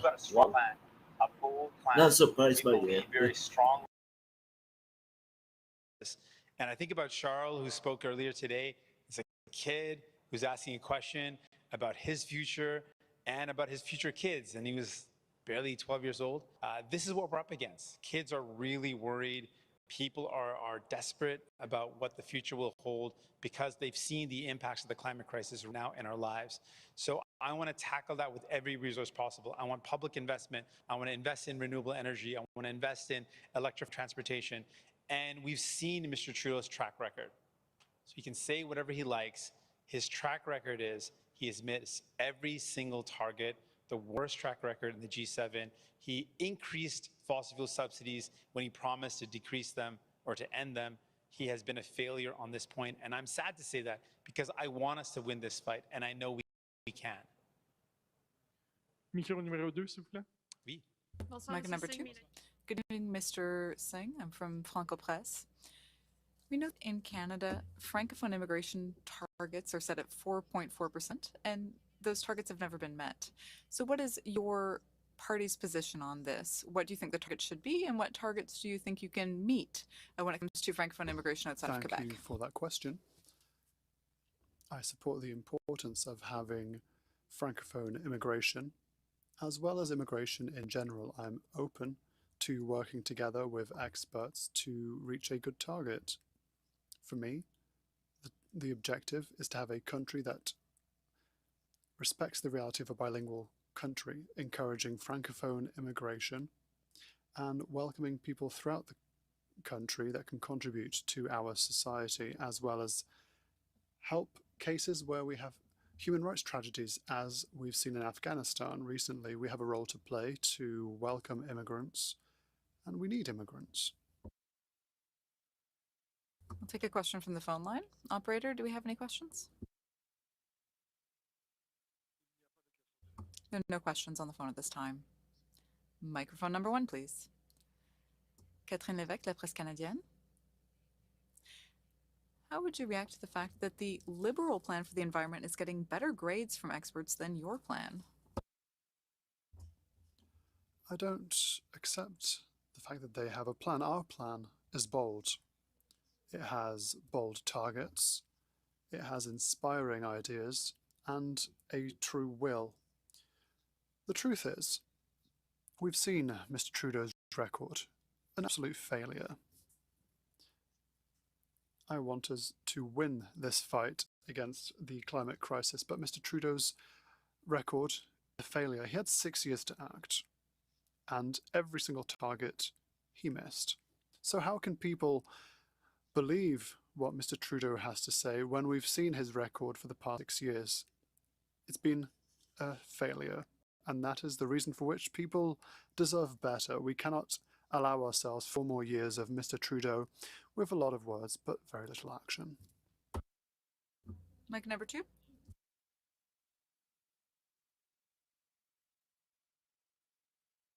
Ontario, you called for the government to take more action in regulating online hate. As you know, there's already in criminal law a very high threshold for what constitutes hate speech. What would an NDP government do to delineate further speech, and how much would you factor into that freedom of expression and protecting that?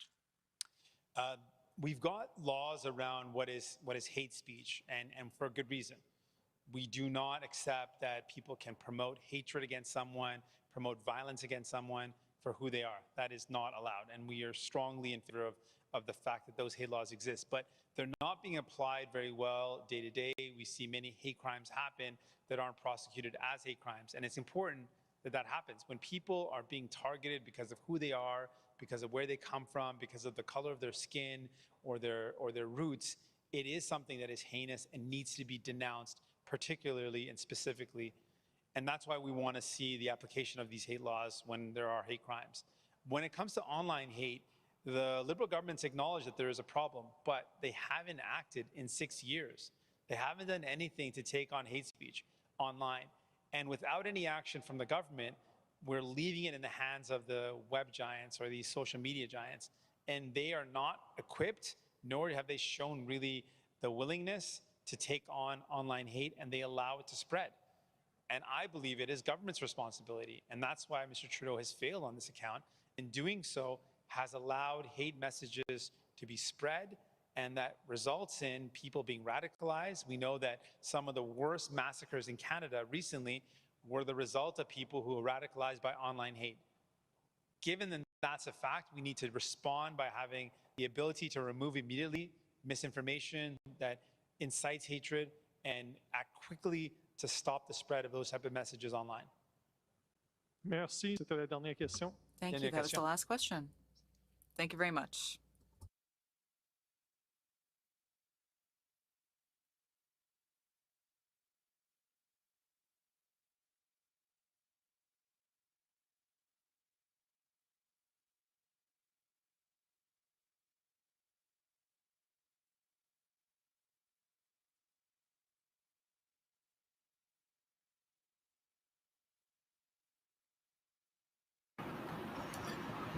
Oh boy, what can we say about this?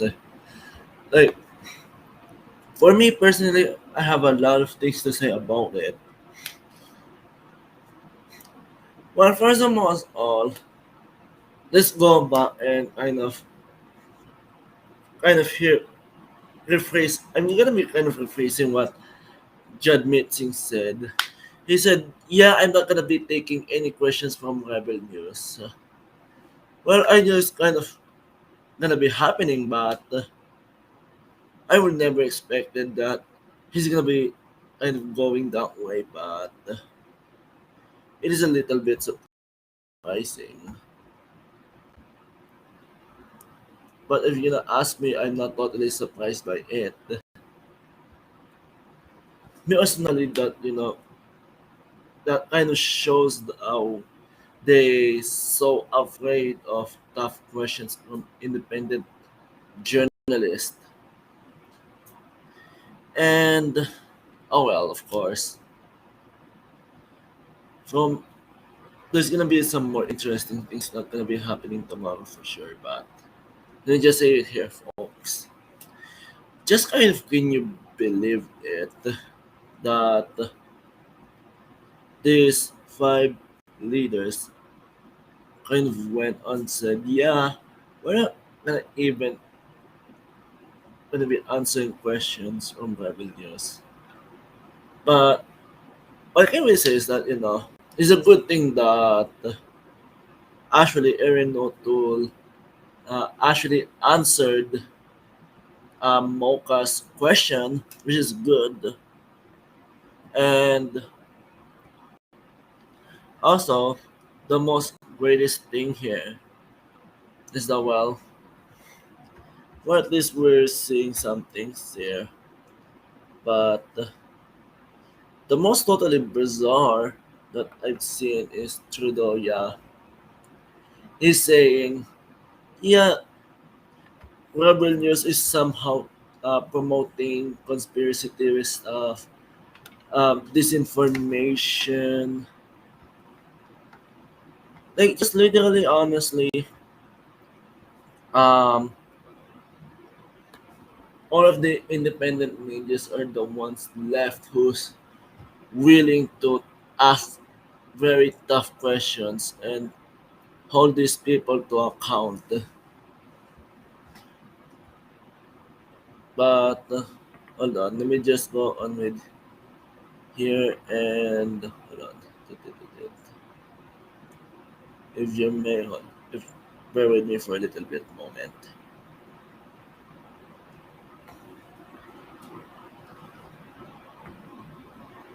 Hold on.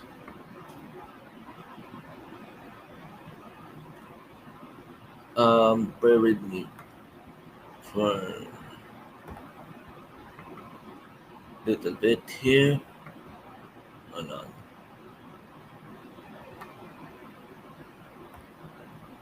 So here we go. I'm just gonna be going on with these things here. So I'm just gonna be bringing it into some articles here. And hold on. I would suggest that you bear with me for a little bit of moment. That will be much appreciated. Hold on. Alright, here we go. So this is the most greatest news that I've seen here for today. Hold on.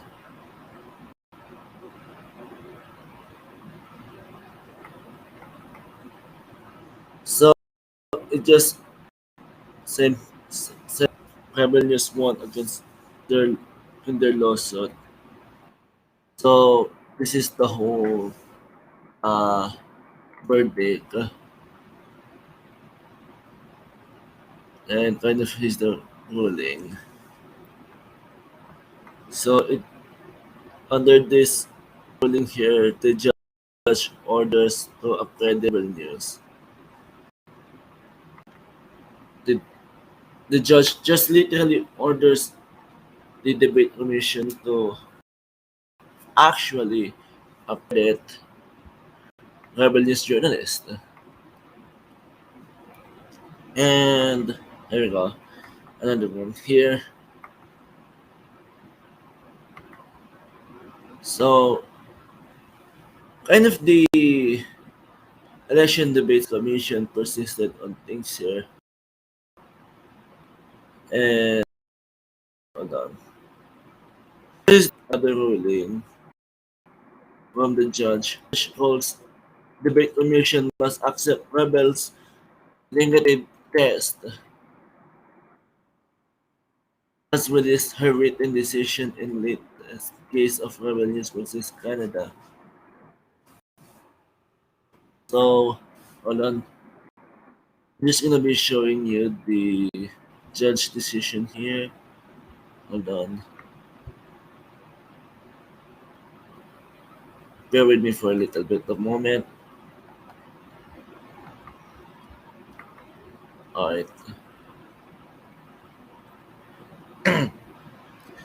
What I can really say is that, those questions that being asked today by Rebel News is absolutely something else.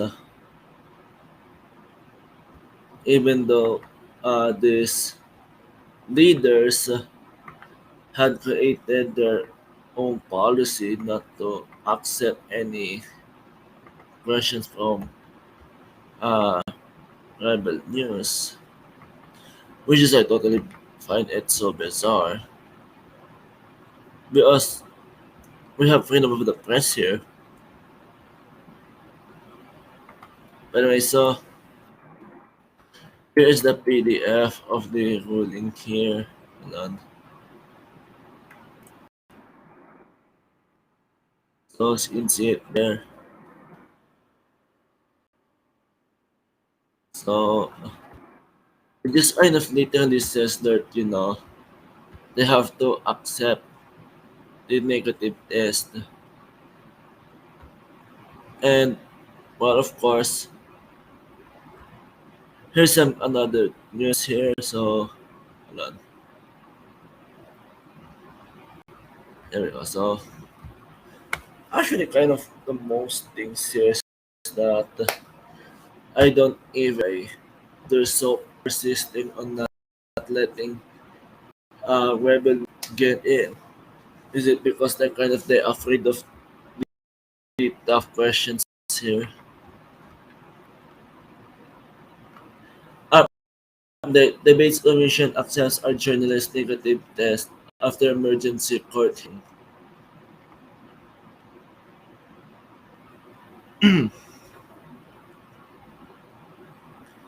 So this is good. Assuming anything in here on the article, which is a type of great thing here because this just shows something else here. But what I can really say here, folks, is that well,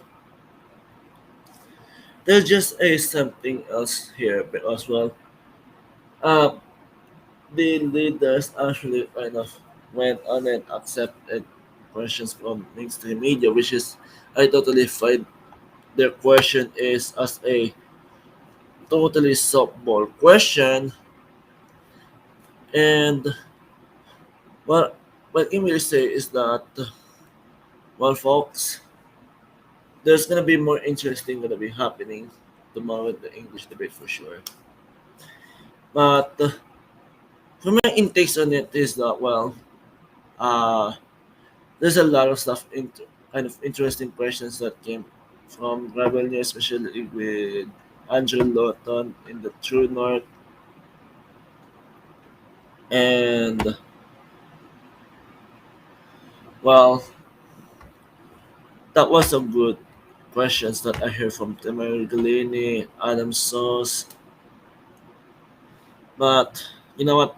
Like I really hear, like I really say here, folks, is that another type of things is that another turn tide boarding point for Trudeau is that when he's kind of being sort of pressed by other leaders, and when the other leaders team up somehow team up to put Trudeau in that type of situation, and well, what it really says that about the foreign affairs is that it is just how incompetent this is kind of somehow the Trudeau is kind of going on and so focused on the election and getting majority while Canadians are suffering there in Afghanistan, which is like totally fine. It's so bizarre, but well, it is what it is.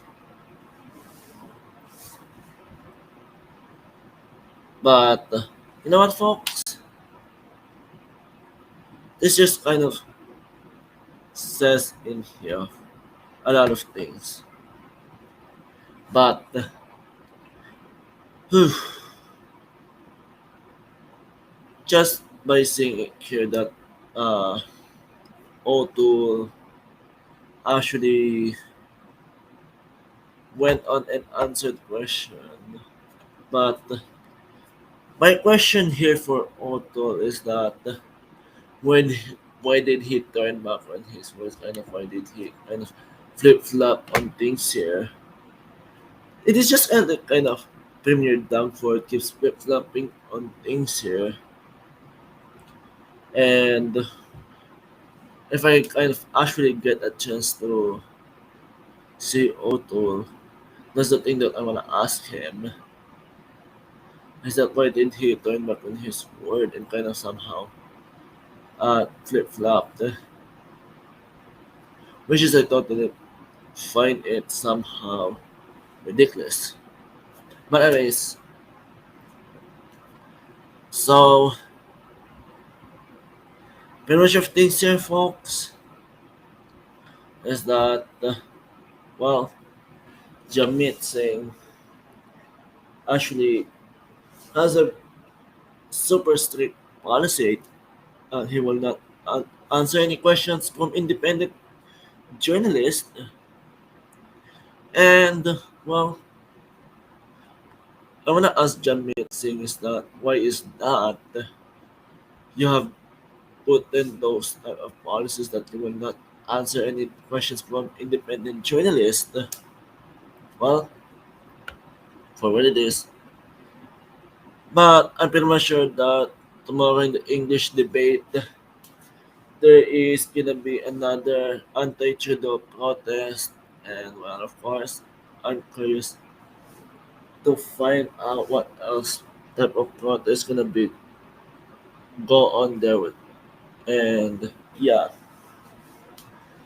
and it is just how entirely bizarre that the elections debate commission actually persisted on things here, but well, yeah, but well, you know what, folks, my whole intakes on the election debates commission is that how come that they're not even sort of letting Maxime Bernier participate in the debate? And well, let's see how this thing's gonna go. But it is 11:29 p.m. here, and of course, all things went well here. But uh, again, I would suggest that you guys kind of went tune in tomorrow on the English debate. But anyways, so uh, from throughout the press conference here, all I hear from other journalists here, aside from independent journalists like Andrew Lawton, uh, Adam Sauce, Tamir Galini, Mocha again, is that kind of the other questions are just bunch of softball questions, and they're not even pressing these leaders about the lockdowns, the vaccine passport, and the list goes on. Excuse me.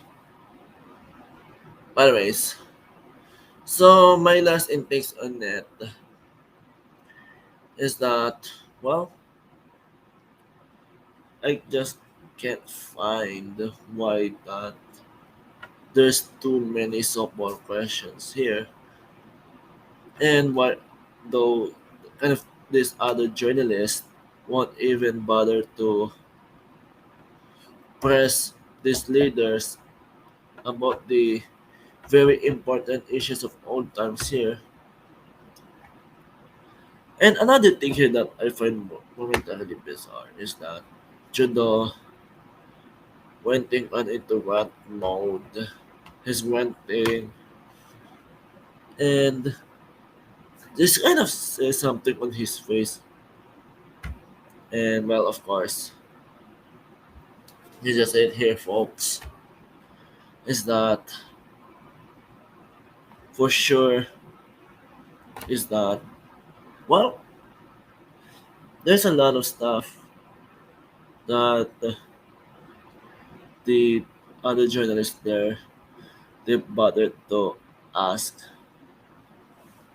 Because if I were them, I would totally go on and ask the questions that they're not even bothering to ask.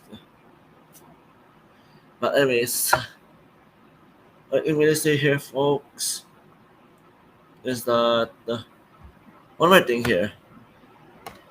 Why they're also why aren't they also asking Trudeau and kind of pressing him about the quarantine camps?